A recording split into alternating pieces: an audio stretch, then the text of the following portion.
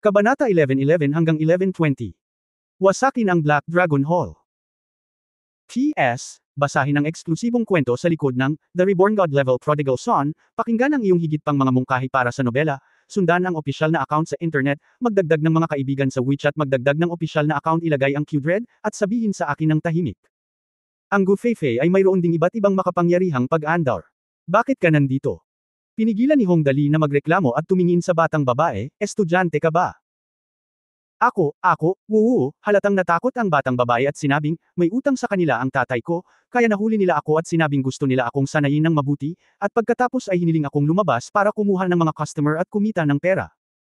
Oo nga, sa sandaling matapos magsalita ang maliit na batang babae, ang boses ng sistema ay biglang tumunog sa isip ni Hong Dali. Nakatagong misyon, iligtas ang babae, gantimpala sa misyon, 10 puntos ng tagumpay. Mukhang hindi nagsisinungaling ang dalaga. Tumango si Hong Dali. Naisip niya ito at biglang nagtanong, nga pala, bakit may utang sa iyo ang iyong ama sa isang loan shark? Kailangan mong malaman ito. Kung ikaw ay nalulong sa pagsusugal o paggamit ng droga, ang iyong pagliligtas ay magiging walang kabuluhan. Sabi ni tatay, this year is a bull market, kaya nanghiram siya ng pera para mag-speculate sa stocks, sabi ng batang babae habang umiiyak, pero nahulog ang stocks na binili ng tatay ko. Sabik siyang lumabas sa market at may utang na mahigit 300,000 yuan. Matapos marinig ang sinabi ng dalaga, nagulat si Hong Dali, hindi ba? Bull market ang taon na ito. Malulugi rin ang tatay mo. Napakaganda daw ng stocks ngayong taon. Tataas ang bibilhin mo, pero malugi ka talaga. Ang tatay ko ay naiinip, woo. Malungkot na sabi ng batang babae, kapag tumaas ang presyo, masaya ako at kapag bumaba ito, nababalisa ako. Nanghiram siya ng 1,000,000 yuan. Well, ito ay naiintindihan. Tumango si Gufeifei at sinabing, hindi mo talaga mamadaliin ang stock market. Nga pala, anong stock ang binili ng tatay mo na sobrang miserable? Laming shares, humihikbi ang dalaga, diretsahang binili ni tatay ang laming shares pagkatapos mag-loan. Binili niya ito sa upper limit price, at ang resulta ay halos malugi ako ng mahigit 200,000 noong binili ko ito. After the limit, nasuspend ang trading. Originally, sinabi ng tatay ko na pagkatapos ng suspension, ang stock ay kadalasang tumaas sa limit, pero sa halip ay tumaas ulit sa limit, para ma-recover ulit ang halaga, para ma-recover ulit sa limit, para ma-recover ulit ang bagsak, para ma-recover ulit ang halaga. Sa pagkakataong ito, Gufeifei, napabuka ang bibig ko nang marinig ko ito, nakakalungkot na swerte ito, sa palagay ko, okay ba ito? Bueno, lubos kong hinahangaan ang swerte ng iyong ama. Napatingin si Hong Dali kay Gufeifei, ang binili mo ngayon ay mga share ni Laming, tama ba? Bueno, hilingin sa kanyang ama na pumunta bukas at magsaya tayo. Well, walang problema. Sumang-ayon si Gufeifei. Okay. Mengmeng, bati ni Hong Dali kay Mengmeng at pinalamanan siya ng ilang libong yuan, iuwi mo siya at pagkatapos ay sumakay ng taxi pabalik. Siya nga pala, hilingin sa kanyang ama na puntahan ako bukas. Okay, walang problema. Tumango si Mengmeng, huwag kang mag-alala, magiging maayos ang babaeng ito hanggat nandito ako. Pinaniwalaan pa rin ito ni Hong Dali ang mga batang babae sa ilalim ng proteksyon ng dragon sa pangkalahatan ay hindi nasa anumang panganib. Sige, sabi ni Hong Dali, tutulungan ka namin sa iba pa. Pero, napakalakas ng malaking kalbo na iyon. Halatang natakot ang babae at sinabing, ako, natatakot ako na hindi mo siya matatalo. Huwag kang mag-alala, ipinapangako ko na hindi ko pipigilan ang kanyang ulo. Naikuyong ni Gufeifei ang kanyang mga kamao, tungkol sa iba pa, mahirap sabihin. Well, ang ibig sabihin ni Gufeifei ay maaari niyang isaalang-alang na panatilihin siya. Isang kalbo ang ulo at isang buong bangkay. Pagkatapos paalisan ng maliit na batang babae, direktang ibinaba ni Hong Dali si Gufeifei at dumiretso sa medyo tahimik na sulok malapit sa bar. Sa totoo lang, ito ay orihinal. Kahit na si Han Songyang at ang kanyang grupo ay nakaharap sa napakaraming lalaki na halatang nagpractice, sila ay lubos na kumpiyansa. Kung tutuusin, kahit magkagrupo silang lumalaban, may bentahe pa rin sa bilang. Kaya't ang ibang mga babae ay interesadong manood ng kasiyahan. Pero ayokong maghintay hanggang magsimula ang laban. Una siya ay namangha, pagkatapos ay tumingin siya ng hindi makapaniwala, pagkatapos siya ay tulala, at sa wakas siya ay lubos na nabigla. Ang magaspang na kwento ay unang pinatumba ng malaking kalbo ang pinakamalakas na lalaki ni Han Songyang, na may taas na 1.9 metro, gamit ang isang kamay, at pagkatapos ay casual na natalo ang 3 pang tao na sumugod sa pagsadyap. Ang natitira ay binugbog ng husto. Napakakinas ng buong proseso. Kung walang mga kamera sa paligid, ang eksena ay parang isang pelikula ang kinunan. Nagpractice na rin ang kanyang kapatid, at natural na alam ito ni Qiao Xian. Gayunpaman, ang mga galaw ng malaking kalbo na ito ay nakakalito, nang walang anumang pag-aatubili, nang walang anumang hindi kinakailangang magarbong paggalaw. Tiyak na matumbok niya ang vital part ng target sa isang casual na galaw. Kaya naman, matapos mapatamba ang isang grupo ng mga tao, ang malaking kalbo na ito ay umiling-iling na lamang at gumawa ng kalampag. Ngumisi siya at sinabi, isang bangkus ng walang kwentang basura, ngunit ang mga babae ay medyo maganda. Iniiwan ko ang aking mga salita dito, maaari kang tumawag sa mga tao upang tumulong, at aalagaan ko sila hanggat sila ay dumating. Ngunit sinabi ko muna, kung ang mga tao na darating ay humiling sa akin na kung ikaw ay nasisiyahan, ang mga babaeng ito ay hindi dapat umalis. Kaming mga kapatid ay matagal nang nakahawak nito sa loob ng mahabang panahon at nag-aalala na kami ay makakahanap ng mataas na kalidad na babae. Sinubukan ni Han Songyang na magpumiglas, ngunit naapakan siya ng malaking kalbong lalaking ito. Sa kanyang mukha, ngumiti siya at sinabing, nakikita kong may mga background kayong lahat. At least nakikilala ko ang logo sa susi ng sasakyan. Pero huwag kayong magsalita ng walang kwentang bagay. Naglakas loob akong kumilos at natural na hindi kita inilagay sa likuran. Sa mga mata, naiintindihan mo ba ang ibig kong sabihin? Ang grupo ng mga tao ni Han Songyang ay lumubog. Alam ng kalbong ito na ang mga taong ito ay pawang mula sa masamang pinagmulan ngunit naglakas loob pa rin siyang kumilos. Obvious naman na marami siyang background. Hindi nagtagal, isang organisasyon na ang pangalan ay narinig lamang ang lumitaw sa isipan ng lahat ng naroroon. Ang Hilong Tang ay ang pinakamalaking gangster gang sa 3 silangang lalawigan. Lahat daw ng may kung ano-anong katayuan ay kalbo at may tato na itim na dragon sa likod ng ulo na bumagay sa imahe ng lalaking nasa harapan niya. Kung talagang taga Black Dragon Hall ang lalaking ito, tiyak na hindi ganoon kadaling lutisin ang usapin ngayon. Tiyak na walang kabuluhan ang pagtawag sa mga tao. Maliban kung dumating ang mga tao mula sa rehiyon ng militar, ang mga bodyguard na iyon ay hindi magiging kalaban ng taong ito. Ngunit ang mga tao sa rehiyon ng militar ay maaaring tawagan sa kalooban. Itong mga tao dito ay pawang mga bata mula sa mayayamang pamilya. Mayaman sila, ngunit hindi sapat ang kanilang kapangyarihan. Marahil, ang babaeng bodyguard lang ni Hong Dali. Nakikita ko na medyo malakas ka, ang boses ni Hong Dali sa sandaling ito, at tumingin siya sa kalbong lalaki sa kanyang harapan. Marahan niyang sinabi, hayaan mo muna siya, maliban na lang kung gusto mong maglaro ng hostage threatening. Medyo manipis ang balat niya. Tumingin ang kalbo kay Hong Dali at tumawa, ano, gusto mo akong labanan? Sinipa niya si Han Songyang, tinapik ang alikabok sa kanyang pantalon at sinabing, bibigyan kita ng isang kamay at 2 paa. Hindi ako interesadong makipag-away. Umalis si Hong Dali, lumapit siya para tulungang tumayo si Han Songyang at sinabing, Kuya Han, okay ka lang. Ito ay talagang isang tagapagligtas. Nagtipon ang lahat sa paligid ng Hong Dali. Kasabay nito, ang boses ng system ay tumunog, side mission, mountains and flowing waters completed. Ang host ay nakakuha ng 12 matalik na kaibigan at nakatanggap ng 12 ng mga achievement point bilang mga reward. Oh, medyo accomplished na. Papunta na ako. Dali, mag-ingat, ang taong ito ay napakalakas. Hininaan ni Han Songyang ang kanyang boses at sinabing, batay sa kanyang hitsura, siya ay dapat na isang mataas na ranggo na thug mula sa Black Dragon Hall. Kinagat ni Hong Dali ang kanyang mga labi. Gaano ito kalakas? Malakas ba si Gu Feifei? Sa oras na ito, handa na si Gu Feifei na kumilos. Bilang resulta, tumunog ang Weixin message ni Han Songyang. Sa orihinal, hindi dapat tingnan ni Han Songyang ang kanyang telepono sa stall na ito, ngunit bilang isang pagkakataon, kinuha niya ang kanyang telepono at tiningnan ito dahil sa ugali. Dahil dito, biglang nagbago ang ekspresyon niya. Siya yun. Agad na namutla ang mukha ni Han Songyang, ang batang iyon ay itinapon ng taong ito. Anong sabi mo? Nagulat din si Hong Dali, nagkataon lang. Sabi mo, yung bata sa basurahan. Siya ba yung nagtapon? Isang alon ng galit ang bumaril mula sa talampakan hanggang sa tuktok ng kanyang ulo. Kung ordinaryong laban lang, ayos lang. Bakit may kinalaman ng Black Dragon Hall sa isang alibughang tulad niya? Pero iba na ngayon. This guy is actually the inhumane guy who threw away the child. Feifei, huwag kang magmadaling gumawa ng kahit ano. Dahan-daang lumakad si Hong Dali at tiningnan ang kalbong ulo, ang kanyang mukha ay napakalungkot na halos maluha-luha, itinapon mo ba ang batang iyon sa tubo ng basura? Basura, pipeline. Sandaling nag-isip ang kalbo at biglang tumawa, ano bang pinagsasabi mo? Oo tama, lihim na nabuntis ang tanggang babae sa likod ko at nagplanong manganak, akala ko ay hindi ko alam.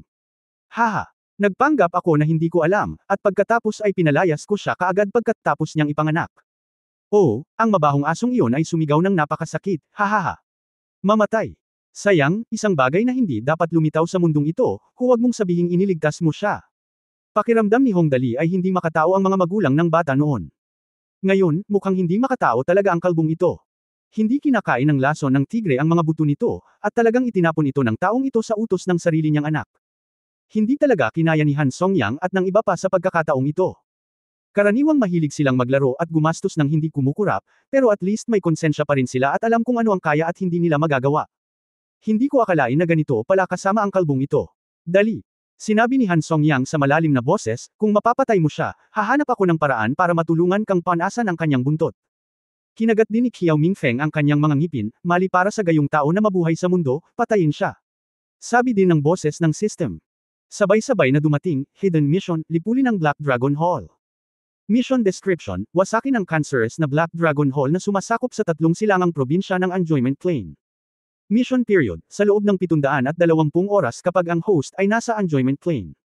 Mission reward, isang kabuuang 640 achievement points. Current target, Black Dragon Hall Black JIAO2 Ye 0 achievement reward, Black Dragon Hall Black Jiao Ye 0. Medyo passive si Hong Dali sa ibang mission. Gayunpaman, masaya si Hong Dali na natapos ang gawaing ito. Pagkatapos ng lahat, ito ang lugar kung saan siya lumaki, at hindi komportable si Hong Dali kapag may ganoong lalaki. Fei-Fei, nagbago ang isip ko. Tinapik ni Hong Dali ang braso ni Gu Fei-Fei, maaari mong gawin ang anumang gusto mo sa hamak na ito. Ang ibig niyang sabihin ay maaari mo siyang patayin kahit anong gusto mo. First time ko ito. Gusto mong pumatay ng tao. Tumango si Gu Fei-Fei, hindi ako magiging magalang.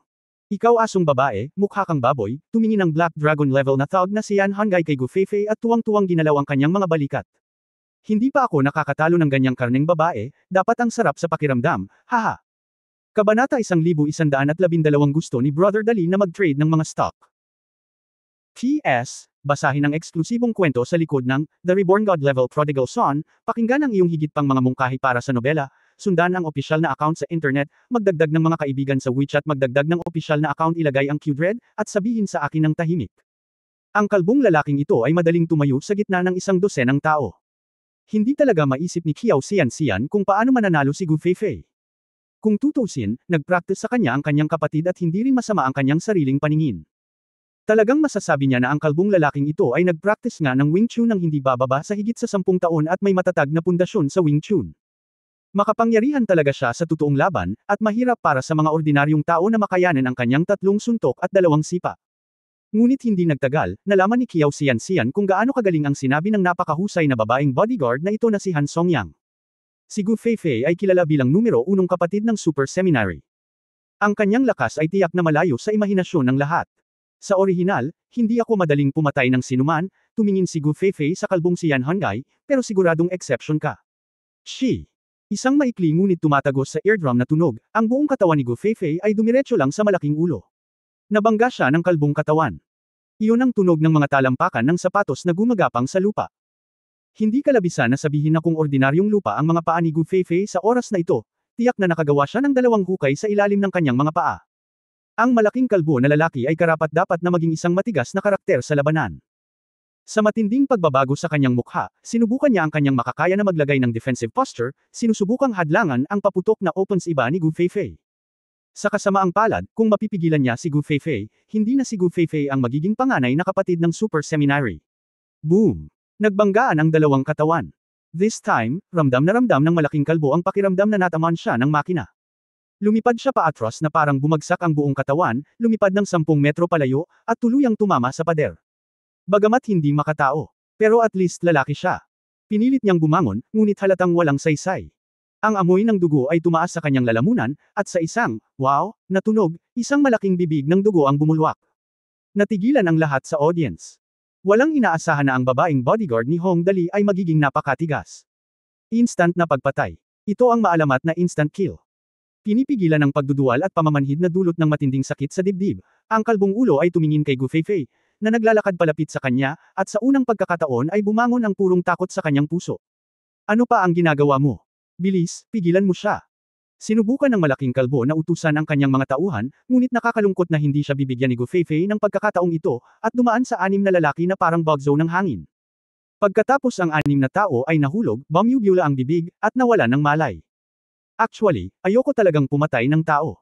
Inabot ni Gu Fei-Fei at hinawakan ang isa sa mga binti ng kalbong si Yan Hanggai, at itinaas ito. Sa oras na ito, talagang natakot si Yan Hanggai. Halata namang mamamatay tao ang babaeng nasa harapan niya. Ang susi ay, napakalakas ng babaeng ito. Huwag mo akong patayin, huwag mo akong patayin. Desperado si Yan Hanggai at humingi ng awa, bibigyan kita ng pera, bibigyan kita ng pera. Ibibigay ko ang lahat ng gusto mo. Huwag mo akong patayin. Huwag mo akong patayin. Huwag kang papatayin. Ngumiti si Gu Fei-Fei, ipinakita ang kanyang napakapuputing ngipin. Maganda sila, ngunit sa mga mata ni Yan Hangay ay nakakatakot sila. Sinabi ni Gu Feifei, nang itapon mo ang batang iyon, bakit hindi mo naisip na iligtas ang kanyang buhay? Noong gusto mong gumamit ng puwersa sa babaeng iyon, bakit hindi mo naisip na iligtas siya kahit minsan? Alam kong mali halika. Desperadong sigaw ni Yan Hangay. Matandang Han. Alisin ang mga kalapit na surveillance device, tinapik ni Hong Dali si Han Songyang sa balikat, baka hindi ito magwakas. Naiintindihan. Sa oras na ito, wala pa ring naiintindihan si Han Songyang, kaya diretso niyang inutusan ang grupo ng mga kaibigan. Alisin ang surveillance device. Feifei, humakbang si Hong Dali at tinapik ang braso ni Gu Feifei, mag-ingat sa asong tumatalon sa pader, malamang may baril ang lalaking ito. Alam ko, sabi ni Gu Feifei kay Hong Dali. Ngumiti siya ng mahina, at saka sumipan na parang kidlat. Sa tunog na, gaba, ang kanang braso ni Yan Hangay ay direktang nabali sa kanyang sipa, paano ko siya mabibigyan ng pagkakataong lumaban bago mamatay? Sa pagkakataong ito ay ganap na natapos, at ang buong katawan ni Yan Hangay ay ganap na nabali. Nalanta. May dala talaga siyang baril. Plano niyang hulihin ang nakakatakot na babaeng ito nang bigla niyang ibaba ang kanyang bantay, ngunit sa hindi inaasahang pagkakataon, napansin talaga ito ng binatang ito. Okay, pagkatapos magsalita ng napakaraming kalokohan, sinipa ni Gu Feifei ang mga braso at binti ni Yan Hangay ng 2 beses. Hindi na kinaya ni Yan Hangay ang matinding sakit at nahimatay. Inihagis siya ni Gu Feifei sa lupa, pinalakpakan niya ang kanyang mga kamay, maaari mong lutisin ang natitira kung paano mo gusto. Kung gusto niyang pumatay ng tao, babawiin ko ang kanyang leeg. Ngunit tila ang iba pang bagay ay hindi madaling hawakan. Thumbs up para kay Gu Feifei. Nakangiting tumanggo si Hong Dali at sinabing, bueno, mabuti iyon. Dapat may mga buhay sa kamay ng lalaking ito, at tiyak na higit sa isa.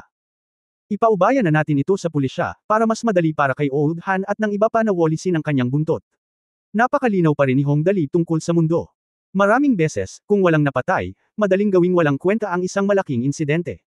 Ngunit kapag nawala ang isang buhay, mahihirapang lutisin ang problema mamaya. Kaya't ang pagsira sa mga paa ng hindi makataong tao na tulad nito ngayon ay itinuturing na isang magandang ideya. Ngunit ito ay medyo masyadong mura para sa kanya. Nag-isip sandali si Gu Feifei, pagkatapos ay humakbang pasulong at humakbang sa pagitan ng mga binti ni Yan Hangay. Si Yan Hangay ay nahimatay sa sakit, ngunit ngayon ay nagising siya mula sa sakit. Pagkatapos ay tumama ang mas matinding sakit, at siya ay nahimatay muli. Ang lahat ay tumingin dito ng malamig, at ang lahat ng mga lalaki ay nadama na ang isang bagay na napakahalaga sa ilalim ng kanilang mga pandiya ay malamig. Okay, ito dapat ang sagot. Yun lang. Tumingin si Gu Feifei kay Hong Dali na parang walang mali, ano ang susunod nating gagawin? Sa oras na ito, natapos na ang nakatagong gawain ng pagluta sa thug ng Black Dragon Hall na si Yan Hangay, at nakakuha si Hong Dali ng 20 puntos ng tagumpay. Pagod. Ngayong mayroon na siyang 270 puntos sa tagumpay, maganda ang pakiramdam niya. Bumalik na tayo at magpahinga. Gabi na, laming-galing si Hong Dali at sinabing, Kuya Han, mangyaring ipadala ang mga hamak na ito sa himpilan ng pulisya. Kung ang iba ay walang magawa, huwag nang bumalik ngayon. Hindi maganda ang ilong at namamaga ang mukha pagkatapos mabugbog. Bakit hindi ka pumunta sa aking lugar upang maglaro? Ito ba ay isang imbitasyon sa kanyang tahanan? Si Qiao Xian, na kanina pa nakatingin sa kanya ng mabait, ay agad na namula, paano kung gusto niyang samantalahin ako kapag pumunta ako sa kanyang bahay? Medyo nahihiya si Qiao Xian. Ngunit sa huli, napigilan niya ang gana na umuwi at tumanggo ng palihim. Inimbitahan tayo ni Brother Dali na maging panauhin sa kanyang tahanan. Pagkatapos ay kailangan na nating umalis.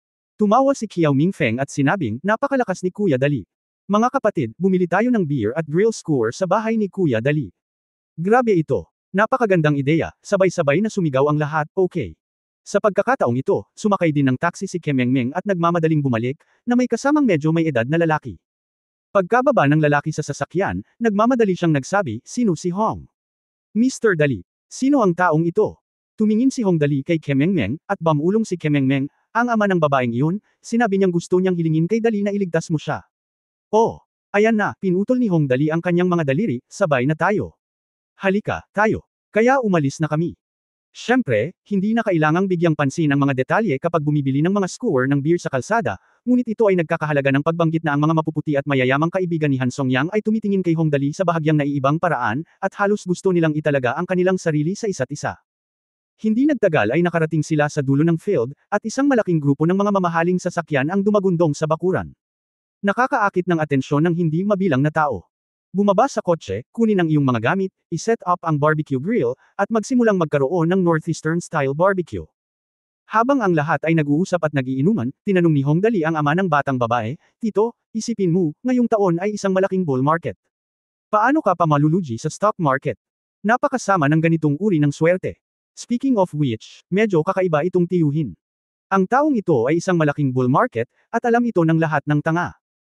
Sa pangkalahatan, ang mga pumasok sa stock market ng maaga hanggat maaari ay maaaring gumawa kahit gaano pa sila kalaki sa pamamagitan ng pagbili ng anumang maaasahang stock, hindi bababa sa hindi sila malugi. Bilang isang resulta, ang taong ito ay malas. Nahulog siya sa limitasyon pagkatapos niyang bilhin ito. Ang iba pang mga stock ay bumawi para sa kanilang mga nadagdag pagkatapos masuspend ang kalakalan. Ang mga stock na binili niya ay bumawi sa kanilang mga pagkalugi matapos masuspend ang pangangalakal. Huwag mong banggitin, ang taong ito ay lubhang malas. Mabangis na iginulong ng tiyuhin ang kanyang mga daliri at sinabing, noong una, karaniwan lang ang kalagayan ng pamilya ng aming pamilya. Gusto kong kumita ng mas maraming pera para ang aming anak na babae ay mamuhay ng mas magandang buhay. Kaya't nagngangalit na lang ako ng aking mga ngipin at tinapakan ang aking mga paa, sinangla ang bahay, at inilagay ang kabuuang utang na 1,000,000 sa stock market. Maaari akong kumita ng kaunti sa pamamagitan ng paggawa ng anumang bagay, ngunit ang aking sweldo ay halos mas mahusay kaysa sa papasok lang ako. Namatay. Talento ka rin, nakangiting sabi ni Gu Feifei, na napapalibutan ng mga bituin. Sa isang bull market, dapat kang bumili ng mga mid-cap na stock at maghintay ng ilang buwan upang umani ng mga gantimpala. Ngunit kung ikaw ay bumubulusok sa mga stock na may maliit na cap, hindi ka matatalo hanggang mamatay ng banker. Marunong ba ang babaeng ito kung paano mag-trade ng stocks? Narinig ito ng tiyuhin. Biglang nagningning ang mga mata ni Feifei nang sabihin niya ito, paano kung turuan mo ako? Pagdating sa stock trading, lahat ng naruroon ay ang mayamang pangalawang henerasyon, matangkad, mayaman, guwapo, baifume, at lahat ay bumili ng mas marami o mas kaunting stock. Sa oras na ito, nang marinig iyon ni Gu Feifei, humanga rin siya sa lahat ng nakakaalam tungkol sa stock. Ang babaeng Tyrannosaurus na ito ay napakalakas na lumalaban, kaya dapat na maganda rin ang mga stock. Sister Gu, marunong ka bang mag-trade ng stocks? Pwede mo ba akong turuan kung paano mag-trade ng stocks? Maingat na niyakap ng isang batang babae ang braso ni Gu Feifei. I have to say, napakaganda ng boses niyang mapanloko. Anyway, tumataas ang goosebumps ni Hong Dali. Stock trading? Okay, akyat tayo sa itaas at sasabihin ko sa iyo ang tungkol dito. Si Gu Feifei ay isang malaking stock fan. Bagamat walang gaanong pera si Sheng Longxing para maging isang bankero, talagang pinag-aralan niya ito ng mabuti, at ang kanyang mga salita ay ganap na hindi malabo. Si Sister Gu ay nagsasalita tungkol sa stock trading, ito ang highlight. Kaya lahat ay nagdala ng isang bote ng beer at umakyat sa itaas para makinig kay Gu Feifei na nag-uusap tungkol sa stock. Ang unang hakbang sa stock trading ay ang pagboto. Binuksan ni Gu Feifei ang computer at tinanong si Hong Dali, Dali, aling website ang may mas kumpletong impormasyon sa stock market? Well, magaling siya sa theory at operation, pero hindi siya pamilyar sa environment na ito. Oriental Fortune, titingnan din ni Han Songyang ang mga stock at mahusay na i-type ang URL, iyon na. Well, kaya. Binuksan ni Gu Feifei ang pahina ng stock at ipinasok ang stock na pinili niya ngayon, isinara ko ang stock sa mas mababang limitasyon nito ngayon. Bumili ako ng higit sa 200,000 kamay. Magiging bankero ako bukas, kaya sasabihin ko sa iyo ang tungkol dito. Ang mayayamang pangalawang henerasyong tao sa kanilang paligid ay hindi sinasadyang tumingin sa presyo ng stock ng Laming shares. Ito ay higit sa 21 yuan, at lahat sila ay natakot. Nilabas ang kanyang dila. Kabanata 1113 ganito gumagana ang mga stock. P.S. Basahin ang eksklusibong kwento sa likod ng The Reborn God Level Prodigal Son, pakinggan ang iyong higit pang mga mungkahi para sa nobela, sundan ang opisyal na account sa internet, magdagdag ng mga kaibigan sa WeChat, magdagdag ng opisyal na account, ilagay ang Qdred, at sabihin sa akin ng tahimik. Halimbawa, kung gusto kong gumawa ng stock, itinuro ni Gu Feifei ang computer at sinabing, pipiliin ko ang isa na may angkop na sukat, hindi kailangang magkaroon ng magagandang prospect, ngunit tiyak na hindi malugi sa loob ng ilang taon. Bilang karagdagan, ang background ng kumpanya at market capitalization ay mga salik din na kailangang isaalang-alang. Alam ng lahat, mabuti, ang pagpili ng stock ay napakahalaga, kaya hindi na kailangang sabihin. Orihinal, kung gusto mong maging isang banker at mag-trade ng mga stock, kailangan mo pa ring pumunta at manalangin para sa mga boto, patuloy ni Gu Feifei, iyon ay upang magpadala ng isang senior staff at isang sobrang kagandahan upang bisitahin ang napiling pinuno ng kumpanya. Aniya at tumingin sa taong kanina pa nakikipaglokohan sa kanya. Girl, tama na. Alam ng lahat ang epekto nito.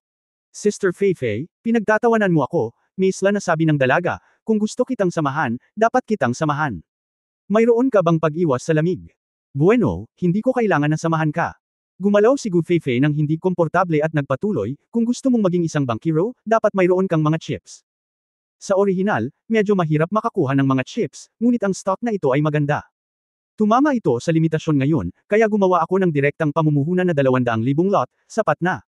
Nakangiting pinakinggan siya ni Hong Dali. Bilang kanyang kasama sa dormitoryo, matagumpay si Gu Feifei kung makakahanap siya ng isang bagay na gusto niyang gawin dito.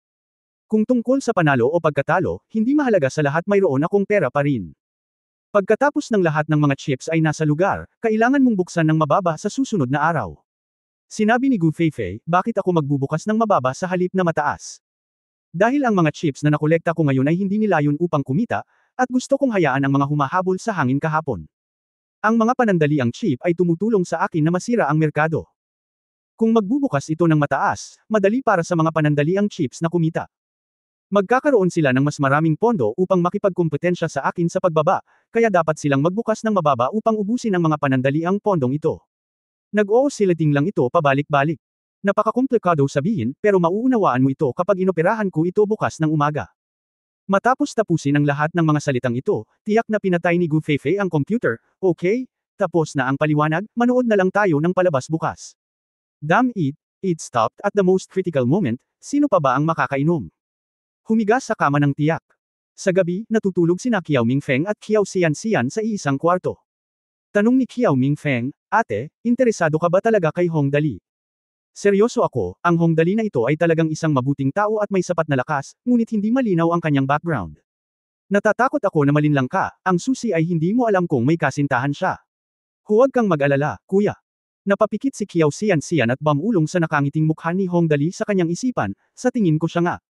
Napaka-misteryoso ng mga tao, ngunit pagdating sa pag-uusap tungkol sa pag-ibig, maaga pa. Oh, kailangan mong hawakan ito ng mahigpit.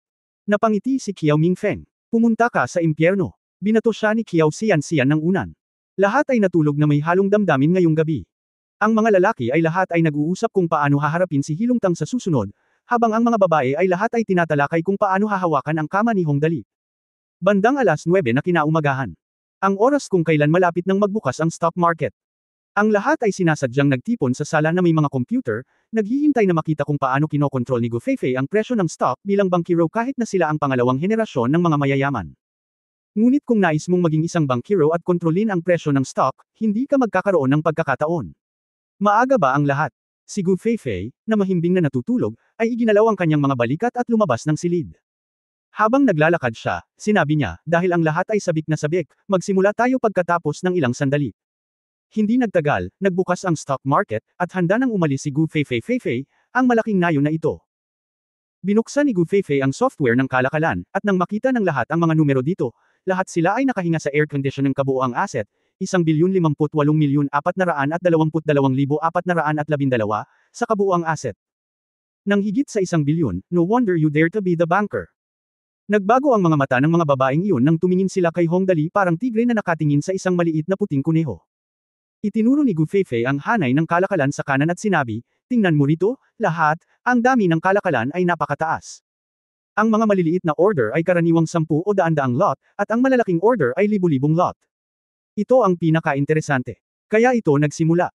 Ipinakilala ito ni Gu Feifei sa lahat ng hakbang-hakbang, una sa lahat, kung gusto nating kontrolin ang isang stock, kailangan muna nating gawin itong mag-vibrate at mag-fluctuate, para makontrol natin ang presyo ng stock. Tulad ng nakikita mo, ngayon ang stock ay natural na umuunlad at bumabagsak. Bumaba ito ng 1.31 percentage points, na isang maliit na pagbaba. Ano ang gusto nating makakuha ng murang mga supply? Well, nang sabihin niya ito, lahat ng tao sa paligid nila ay naging curious. Una, kailangan nating tawagan itong isang pagkabigla, at babagsak ang presyo ng stock.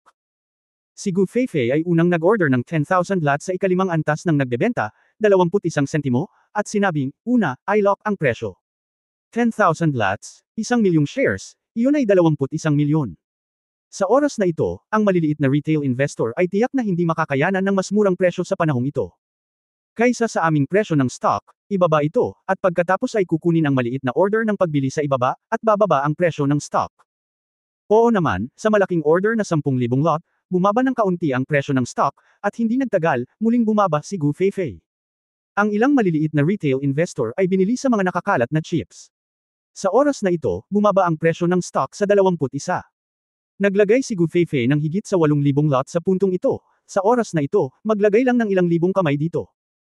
Ang malalaking order na nasa kamay ay magdudulot ng mga senyales ng malalaking pagpapadala, kaya ang maliliit na retail investor ay magsisimulang magpanik at maaaring magpatuloy na itulak ang presyo pababa. Tama, iyon na. Sumigaw ang tiyuhin sa gilid, iyan ang ginagawa ko. Sumama ang pakiramdam ko at nabili ko lahat ng paninda. Kaya napakabata mo pa, kinulat ni Gu Feifei ang kanyang mga labi. Malinaw, si Gu Feifei ay nagsasalita tungkol sa sikolohiya ng mga retail investor. Pagkaraan ng ilang sandali, patuloy na bumaba ang presyo ng stock, at hindi nagtagal ay umabot sa 20 yuan at 50 cents. Para sa bawat dime, nagtatakda si Gu Feifei ng malaking threshold na ilang libo o 10,000 lot, na nagsasabing, ginagamit ang mga threshold na ito upang matiyak na ang presyo ng stock ay makokontrol namin. Ang mga ordinaryong retail investor ay hindi magkakaroon ng ganoong kalaking halaga ng pondo. Kaya sa oras na ito, maaari tayong mag-fluctuate hanggat gusto natin. Halimbawa, kung bumaba ito ng 2% puntos, itaas natin ito ng kaunti. Sinimulan ni Gu Feifei na kanselahin ang malalaking order na nagpababa sa presyo sa itaas, at pagkatapos ay kinuha ang mga chips ng mga retail investor. Oo naman, ang presyo ng stock ay nagsimulang tumaas muli. Nang umabot ito sa 20 yuan at 80 cents, naabot ang threshold na itinakda ni Gu Feifei. Tumawa si Gu Feifei at sinabing, tingnan mo, iisipin ng mga retail investor na magsisimulang tumaas ang presyo ng stock sa oras na ito, at magkakaroon ng mas maraming mahilig sa pagkain. Sa oras na ito, kailangan natin itong kontrolin dito. Ang dalawang panig ay nag-aaway, ang kaliwang kamay ay nakikipaglaban sa kanang kamay, at pagkaraan ng ilang sandali, ito ay lumilikha ng ilusyon na ang presyo ng stock ay hindi maaaring tumaas. Pagkatapos, ano ang magiging dahilan ng biglaang pagbagsak ng presyo ng stock ng mga retail na mamumuhunan kung sa biglang iisipin ng mga retail investor? Ito ay isang malaking pagkahulog, kaya tiyak na ipadala. Agad na naintindihan ni Hong Dali at natawa. Oo, tama iyan. Agad na nagsimulang mag-order si Gu Feifei, na inilagay ang order sa antas na 20 yuan. Sa oras na ito, ang presyo ng stock ay nagsimula ng bumagsak, bumubulusok, ngunit na-control niya ng kaunti ang bilis at nakangiting sinabi, hindi ito maaaring masyadong mabilis. Kailangan mong bigyan ng oras ang mga retail investor na magbenta, kung hindi, magsisimula kaming itaas muli ang presyo bago sila makapag-react. Pagkatapos ay hindi nila ito ibebenta. Sa oras na ito, ang presyo ng stock ay nagsimulang bumaba. Gaya ng inaasahan, nagsimulang magpanik ang maliliit na retail investor na iyon. Ibinenta ang mga chips sa kanyang mga kamay, sinipsip ni Gu Feifei ang mga ito ng buo. Direkta itong umabot sa humigit kumulang 19 yuan and 50 fen. Sa oras na ito, ang pagbaba ng stock ay lumampas sa 7%, at halatang nagmamadali ito patungo sa mas mababang limitasyon. Ang mga mahihirap na maliliit na retail investor ay nataranta, at pinutol at ibinenta nila ang kanilang karne sa lahat ng paraan. Sa lalong madaling panahon ang presyo ng stock ay bumaba sa humigit kumulang 19 yuan and 50 fen. Sa oras na ito, nagsimulang ipakita ni Gu Feifei ang kanyang mga pangil, okay, nakakuha din kami ng maraming chips sa daan. Pagkatapos ang susunod na hakbang ay hilingin sa mga retail investor na bilhin ito muli sa mas mataas na presyo, hehe. Ngumiti siya na parang demonyo, na nagpalamig kay Hong Dali at Kem Mengmeng. Sa oras na ito, sinimulang alisin ni Gu Feifei ang mga hadlang na itinakda sa itaas. Matapos maalis ang lahat, direktang naglagay ng malaking order si Gu Feifei, na inilagay ito sa 23 yuan, 20,000 lot. Sa sandaling mailagay ang order na ito, ang kurba ng stock ay tataas sa lahat ng paraan, at ito ay papasa sa pagsubok. Sa bawat oras na lumipas ang isang sentimos, si Gu Feifei ay magse-set up ng isang order ng 10,000 lot upang harangan ang pagbili upang maiwasan ang iba na mamagitan at magdulot ng mga aksidente. Pagkatapos ay nakita ni Hong Dali na ang kurba ng stock na ito ay parang isang rocket, na nagmamadaling pataas. Sa oras na ito, nagsimulang mabaliw muli ang mga mangangalakal, ito ang ritmo ng pag-abot sa pang-araw-araw na limitasyon. Bilhin ito dali. Hindi ko alam kung gaano karaming mga retail investor ang nakakuha ng aking mga stock habang naglalakbay, ngunit marami pa rin akong naibenta sa kanila. Napatulala ang lahat, damn it, this is how stocks work. Ang tiyuhin ay sumigaw mula sa gilid, oo, iyon lang. Masyado akong naging bullish sa presyo. Nabili ko ito at binili ko ito ng mabilis. Bilang resulta, nawala ako ng higit sa 50,000 yuan sa isang pagkakataon. Lahat ay nagmukhang tanga. Tumingin sa kanya. Kalokohan ba ang sinasabi mo? Kakaiba na hindi ka lugi. Ngayon ka lang sumigaw na magbenta noong 20 yuan pa lang, pero ngayon ay tumaas na ito ng higit sa 22 yuan at muli mo itong binili. Kung hindi ka matatalo, sino ang mawawala? Sa oras na ito, ang presyo ng stock ay ganap na namanipula ni Gu Feifei. Kung hindi, paano niya masasabi na ang mga stock na may maliit na cap ay madaling kontrolin? Ang pangunahing dahilan ay hindi gaanong mga pangunahing manlalaro, kaya madaling kontrolin ang presyo ng stock. Kung hindi, kung napakaraming pangunahing manlalaro, mahihirapan ang dalawang pangunahing manlalaro na mag-away kung masira mo ang kanyang ritmo. Okay, sabi ni Gu Feifei, maaari mong laruin kung paano mo gustong laruin ngayon. Tumingin siya kay Hong Dali, paano mo gustong maglaro? Paano maglaro? Kung paano maglaro ng stock ay isang katanungan. Saglit, ang mga mata ng lahat ay nakatuon kay Hong Dali. Ngayon si Hong Dali ay parang Diyos sa mata ng iba, hindi na kailangang mag-alala ang asong babae sa pagkakataong ito. Gumawa tayo ng electrocardiogram. Ngumiti si Hong Dali, kinuha ang panulat at papel at gumuhit ng template ng electrocardiogram. Paano ito? Pakiramdam ko ay sapat na itong kapana-panabik. Narinig ito ng lahat ng tao sa paligid. Gamitin ang stock curve upang gumuhit ng electrocardiogram. Ngayon iniisip ko kung gaano karaming mga mamumuhunan ang pupunta sa ospital upang aktwal na kumuha ng electrocardiogram. Kabanata 1114 na tibok ng puso. P.S. Basahin ang eksklusibong kwento sa likod ng The Reborn God Level Prodigal Son, pakinggan ang iyong higit pang mga mungkahi para sa nobela, sundan ang opisyal na account sa internet, magdagdag ng mga kaibigan sa WeChat, magdagdag ng opisyal na account, ilagay ang Qdred, at sabihin sa akin ng tahimik. Madali lang, simulan na natin. Tumango si Gu Feifei, at pagkatapos ay nagsimulang gumuhit ng electrocardiogram sa stock curve. Okay, kailangan muna nating maghanap ng midline, kunin natin ang pambungad na presyo na ito. Pagkatapos ay kinansela niya ito ng direkta. Sa susunod na hadlang, 20,000 lot ang direktang naibenta, na tumama sa pagbubukas ng presyo na 21 yuan and 21 fen. Kasabay nito, magtakda ng isa pang 30,000 lot at bumili sa presyong 21.20. Sa oras na ito, ang presyo ng stock ay nagsimulang bumagsak, hanggang sa 21.21. Ito ay magiging napakahirap na bumaba pa. Sa oras na ito ang presyo ng stock ay nagsimulang maging flat.